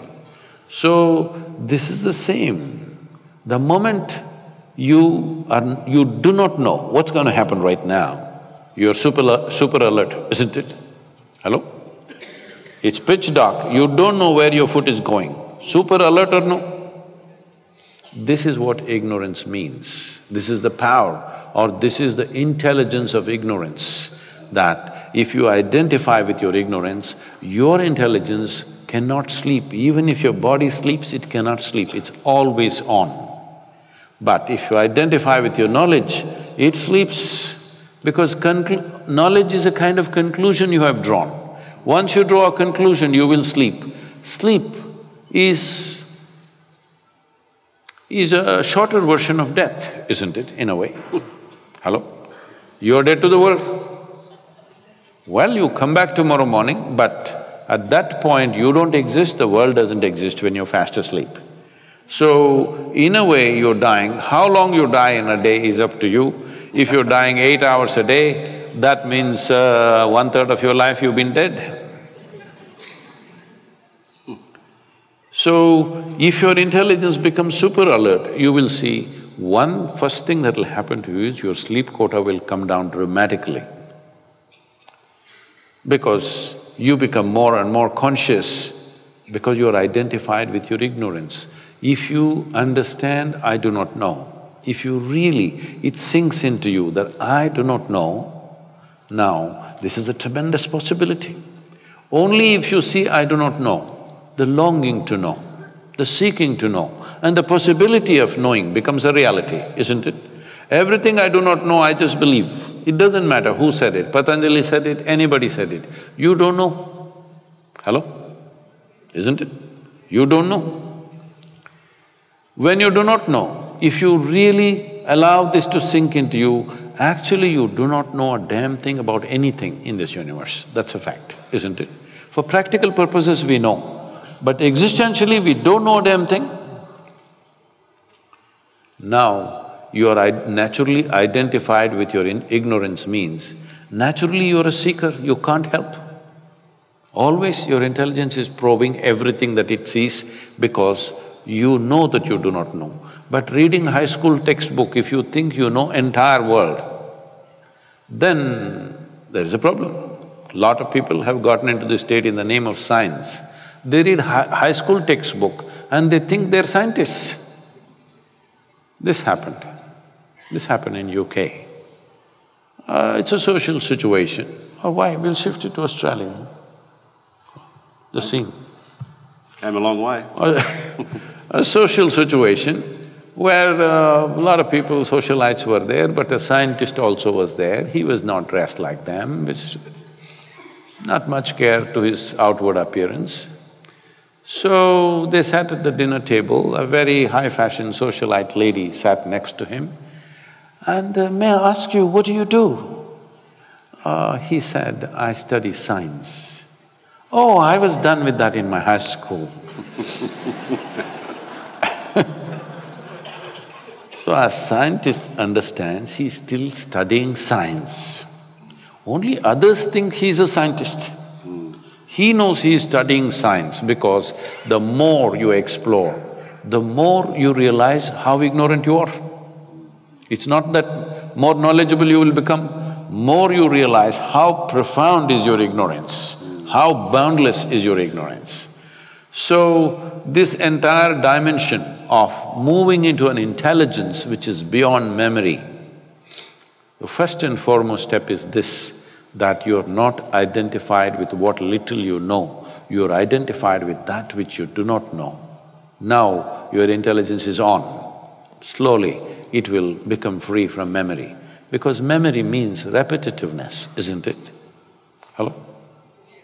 Memory means repetitiveness, the same thing's happening again and again. If memory determines the nature of your experience, which usually does, and for 90% or more of the people, their memory decides the nature of their experience. For this we say traditionally in India, karma case. You're sitting here, stomach is full or empty, whichever way, nothing wrong, nobody's shooting bullets at you, you're fine, but you're little. Why? You're chewing your own fat. Am I getting it? Yeah. Maybe that's where it came from. So, you're chewing your own memory and making yourself happy or unhappy, whichever way. Both ways, your karma. Karma means action. Action means the residual action which remains within you is memory. Memory is not just conscious, it is at all levels. This residual memory is right now deciding the trajectory of your life. To become free from that is a whole effort, which in complicated language he said, and you all liked it.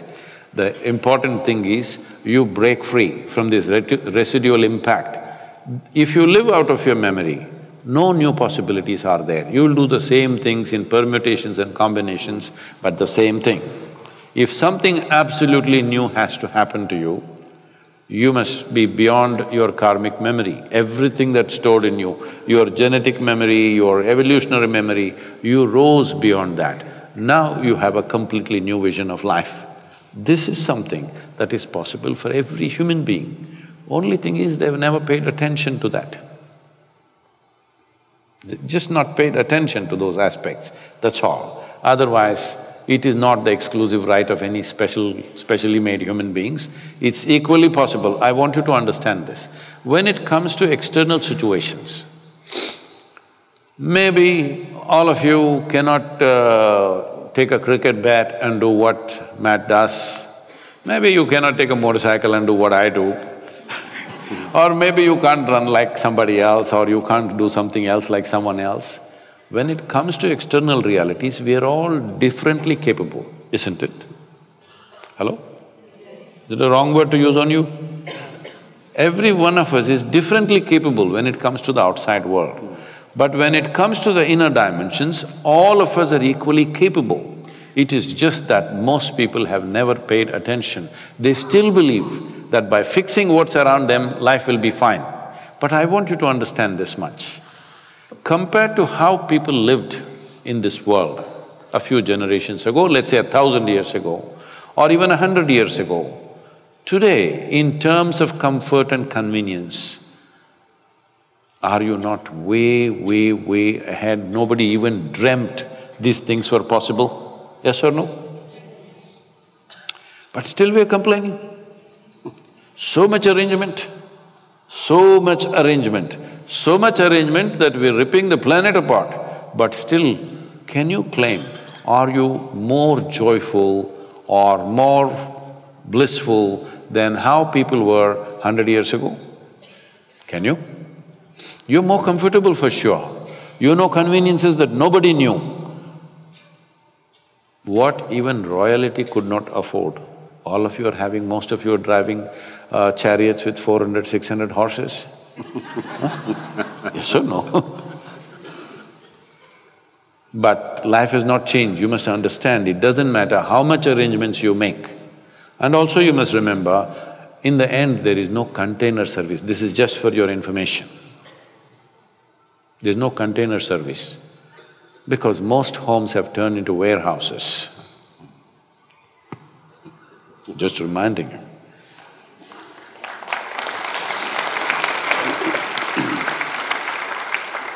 Where's our mic, roving mic gone? Right here. Well, I hope I don't sound silly asking this question. How do you think positively in circumstances or, external factors that are very negative? If I term it like that. I'll give you a specific No, don't. situation. I understand those situations. This is relevant to my question. I'm giving you a specific, situation here. For example, you find out that your mother or a close relative have been diagnosed with a, serious life-threatening disease. How do you cope? How do you think positive? How do you stay stable there? Thank you. I know when somebody dear to us, their life is threatened or something comes to them, injury, accident, disease, well, it will cause distress to yourself. But I want you to understand this.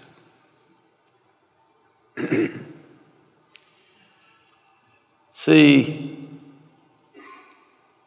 this is the nature of life. This is what I've been trying to remind you from the beginning in this last whatever hour and a half, that we need to understand this is a fragile happening, this life.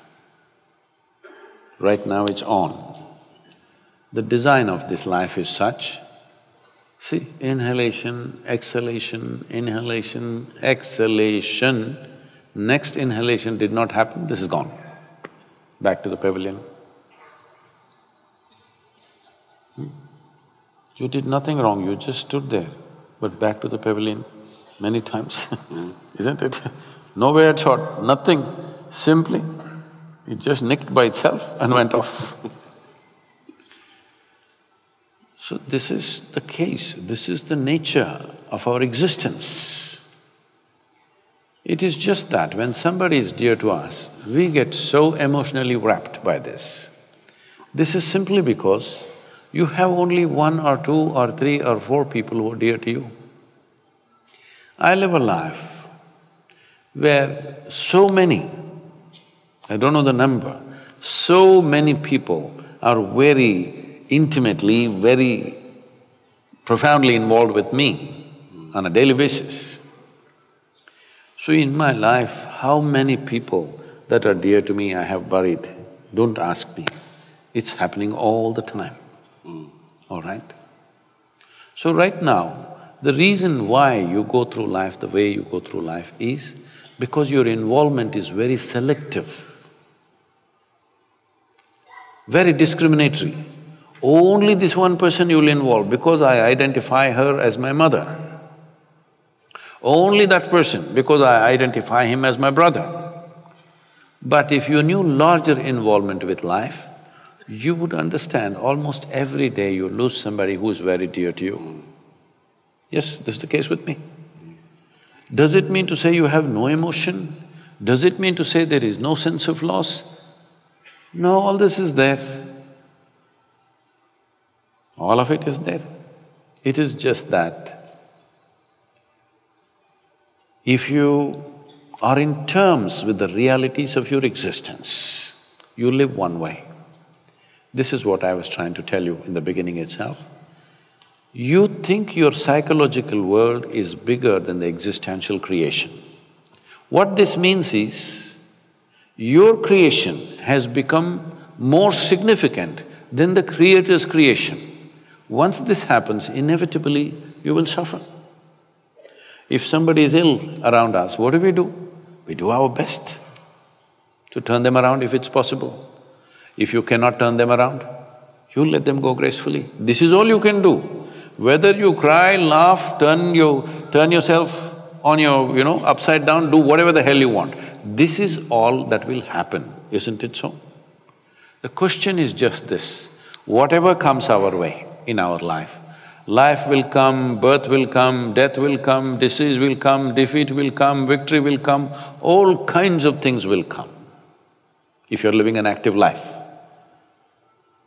Will you handle it gracefully or will you make a mess out of it? That's all the choice you have, isn't it? Do you have any other choice, I'm asking you?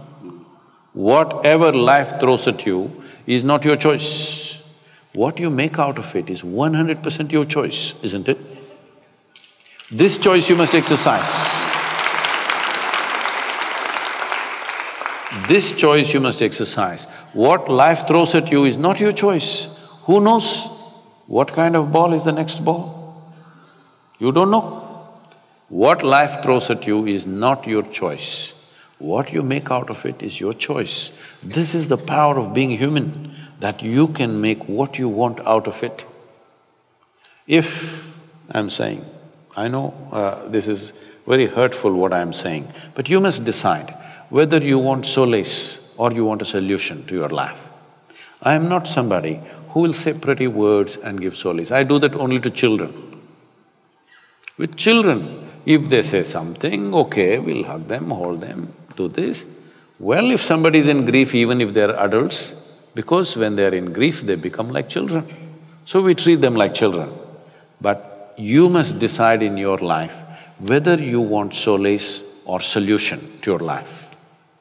If you want solution, there is one way to approach. If you just want solace, we can give pretty words, but what will they do? With all the pretty words, I will die, you will die, isn't it? Solution is just this, we come to terms. This is why I'm saying, from being a physiological and psychological drama, you have to become a phenomena of life. That's what you really are. What is the most important thing in your life right now? That you're alive right now, isn't it so? Hello? Is it the most important thing? Life is the most important thing, not what you wear, not what you parked outside, not the home that you're living in, not anything else, not your thought and emotion. What is most important is the life that you are. But how much attention has gone into that dimension of life? If your attention was for that, you would see your involvement with life would be indiscriminate. Once your involvement is indiscriminate, you will learn to handle everything gracefully. Right now, when you're in distress, when somebody dear to you is ill, this sounds cruel, I know that. But I'm still taking the risk of saying this to you, because I want you to ponder upon this, because this is all the choice we have. We don't have a choice to decide what life throws at us. We have a choice to decide what we make out of it.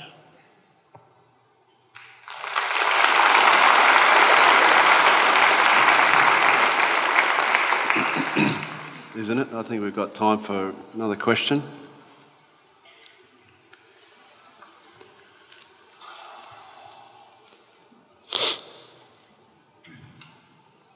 Namaskaram, Sadhguru.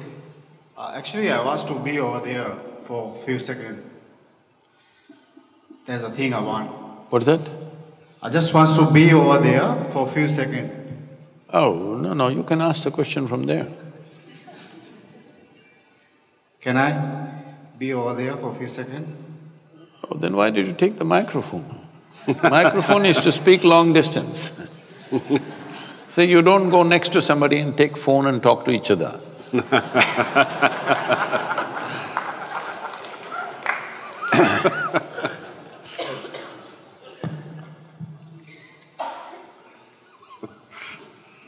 Please, somebody who has a question.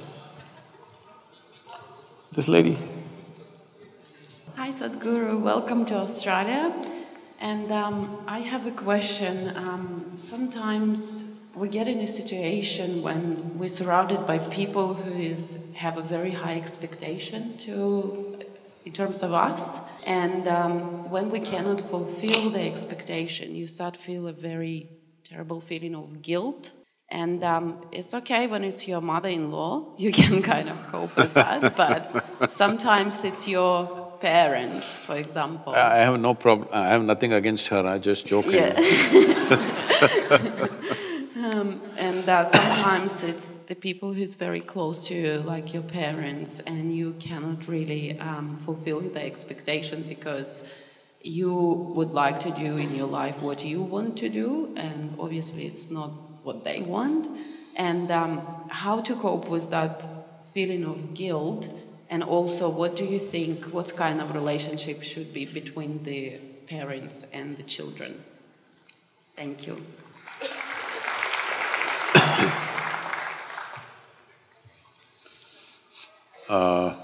That reminds me of something. See, one thing is, it's not just between parents and children, just about every relationship, everywhere. People have all kinds of weird expectations. It's like this. A lady went to the butcher's shop and all this chicken which were hanging upside down, dressed chicken. Poor chicken, feathers are their dress. You rip it off and say they're dressed. So she went to this chicken and lifted one leg, smelled, wrinkled her nose, lifted a wing, wrinkled her nose. Like this she was going from chicken to chicken. It was having an effect on the rest of the customers. So the butcher saw it's having an effect, so he went and tapped on her shoulder. She turned around. So he asked, "Ma'am, can you pass a test like that?"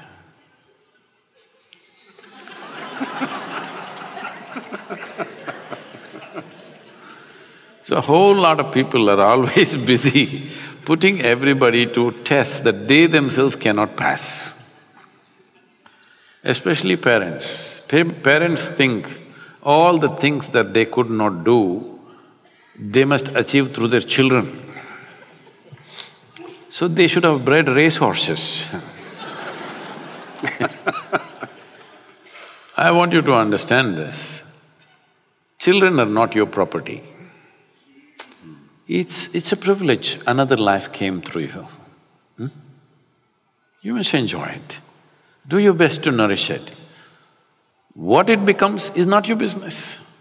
Your business is to support it, create a wonderful atmosphere around it, create an ambience where it grows well. I'm using the word "it" consciously.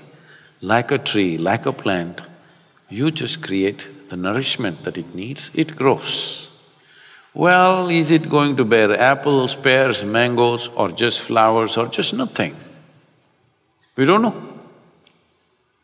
Only thing is, your wish is, they must grow to their full potential. They are not an extension of your ambitions. They're not, and they need not be. So, this is because people think they own their children. No, they're not your property. I think these days they're telling you, older generation hesitated to say this.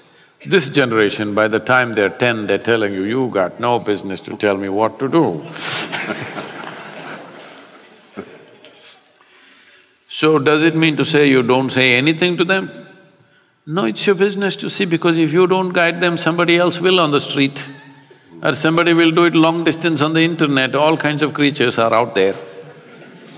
All right. So yes, to protect them, to nourish them, to allow them to explore their possibilities, it is your business to do that as a parent. But parents' concern may be, what will happen, what will happen, what will happen?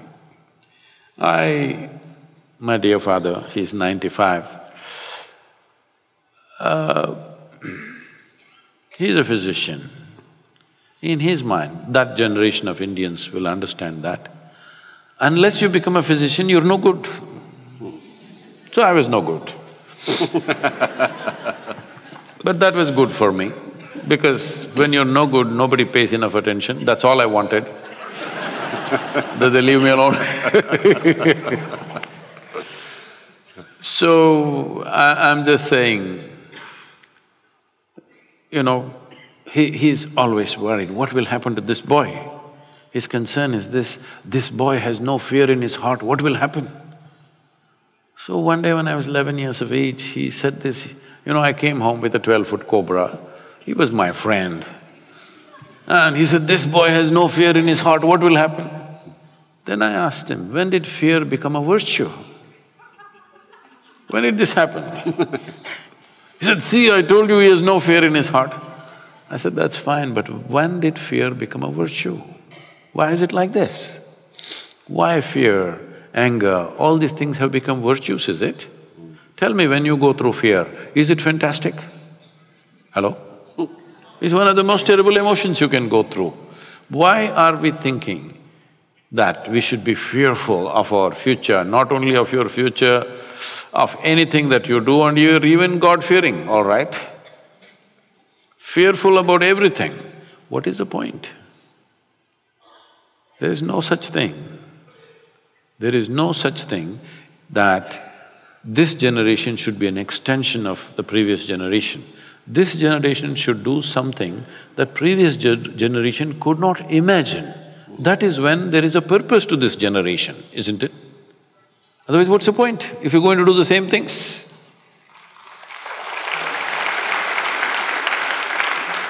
Well, if you want to do something that you really want to do, if you think you're going to do it with everybody's approval, I'm sorry, life doesn't happen that way. It is just that whatever the hell you want to do, just do it well. Once there is success, your parents and your uncles and your aunts, everybody says, wonderful. All right. They want success, they're only afraid. They have every right to be concerned about you. They have every right, because they brought you up. They're concerned whether you will do well or not. They have every right to be concerned. But that concern should not become control.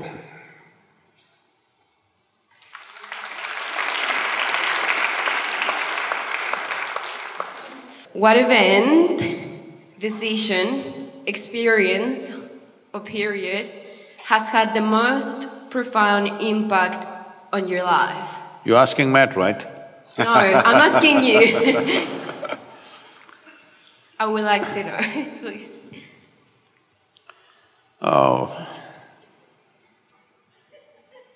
this has been spoken of many times, isn't it? Experience, influence. See, this is the only thing I did with my life.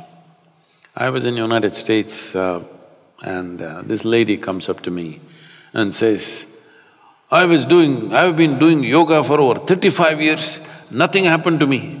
You just went and sat on that rock. All this happened to you. Where is the damn rock?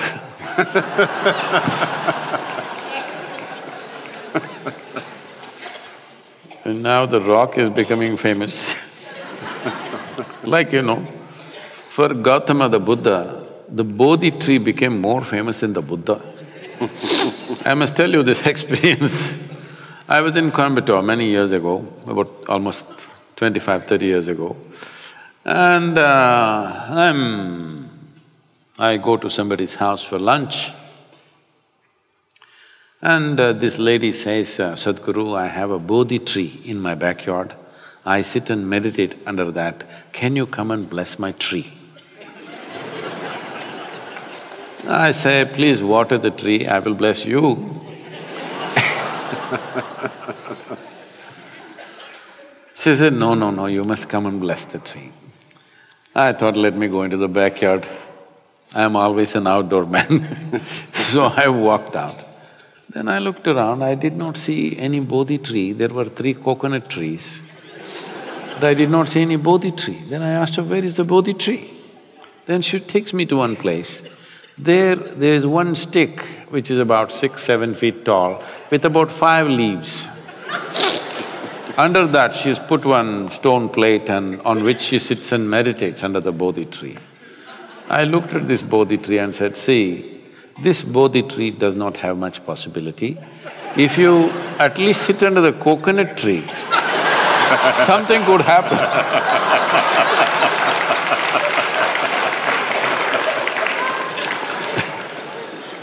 Under coconut tree, things happen. Because when you're in this state, what you need is a knock on your head.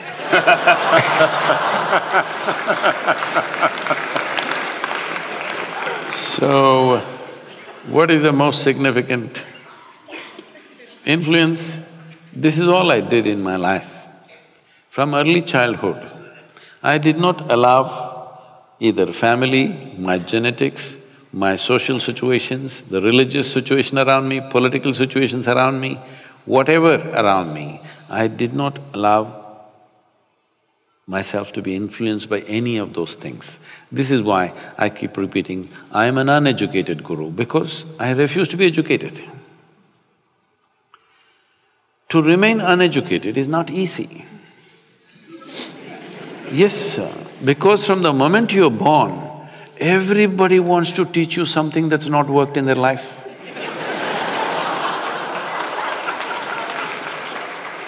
It's a compulsive need in adults the moment they see. You know, like, when my daughter was 3.5 months old, I would drive alone with her all across India, with my one hand on her, my right leg heavy. This is the time when I'm building Isha Foundation, I'm driving across the country. Every day I'm with a new family. Then I noticed everybody is desperate to teach something to her. I said, please, nobody teaches her anything. No ABC, no 1, 2, 3, no Mary had a little lamb. I don't want any of these things. Then people said, Sadhguru, you're not letting anybody teach anything. What will happen to this girl? This girl won't know even how to count her fingers. I said, I don't care if she cannot count her fingers. As long as she knows how to use her fingers, what do I care? She thinks this is a million, what's my problem? As long as she knows how to use her fingers. So, and I don't care whether Mary had a lamb or not. So, I said, nobody teach her anything. Because nobody is teaching her anything. See, it is by constantly looking down on the child, you know what is this, you know what is that, the child feels smaller and smaller and smaller. Because nobody spoke to her in those terms. She thought everybody is her friends. She's 2.5, 3 years, she thinks all the adults are her friends, she talks to them like they're her friends. By the time she's 18 months, she's fluently speaking 3 languages, very fluently. Because nobody's teaching her anything, she's all ears listening to everything around her. Well, I wouldn't have sent her to school, but my schedules and my travels didn't allow that. So I sent her to a school where there's least amount of schooling. One day she came back from school, she was around 13 years of age and she was little upset about what happened in the school. Then she comes and tells me, you're teaching everybody so many things, you're not teaching me anything. I said, see, I'm not known to do anything unsolicited. Now that you have come, you sit down, we'll see. I said, see, this is all you need to know. You never look up to anybody. She looked at me like this, what about you, kind of look. I said, especially me, because if you look up to me, you will miss it completely. What will you do? Maybe take my picture and nail it on your wall. That's all you will do. You got to see me the way I am. If you see me the way I am, every moment of my life, it'll be of great significance to you. If you look up to me, you will exaggerate. Never look up to anybody, never look down on anybody. This is all. Is that all? That is all. See, if you look up to something, you will make up things in your mind. If you look down on somebody, you will make up nonsense in your head. If you don't do these 2 things, you will see everything just the way it is. If you see everything just the way it is, you will effortlessly navigate through life. This is all you have to do. Don't worry about what is significant. This is the most significant aspect of my life. I never looked up to anything, nor looked down on anything in my life. I looked at everything just the way it is. This is all you need to do. Thank you very much. Ladies and gentlemen, probably Matt is more loud in India than in Australia. It's wonderful to have you here, Matt. Fantastic. Thank you, sir. Thank you. It'd be very easy to listen to Sadhguruji all evening, but unfortunately we are out of time. So on behalf of us all, thank you for gracing You know, our shores, you're a very special human being. Tell me, what should I tell the Tamil boys? You can tell them from me that I'll be back in business with them very shortly. That's what you can tell them. Surfing, about the water, cooking. What about the water? About the water? Yeah, what they should do, the Tamil boys. Easy as this. And girls. Spend a little bit of their own money to invest into some trees, and we're all in business, aren't we? Thank you. And thank you. Good evening, everyone. Thank you. If you don't know this, don't tell anybody. I make the best masala dosa in the world. Well, you can be sure of this, I'll take you up on that. Good evening, ladies and gentlemen. Thank you. Thank you very much.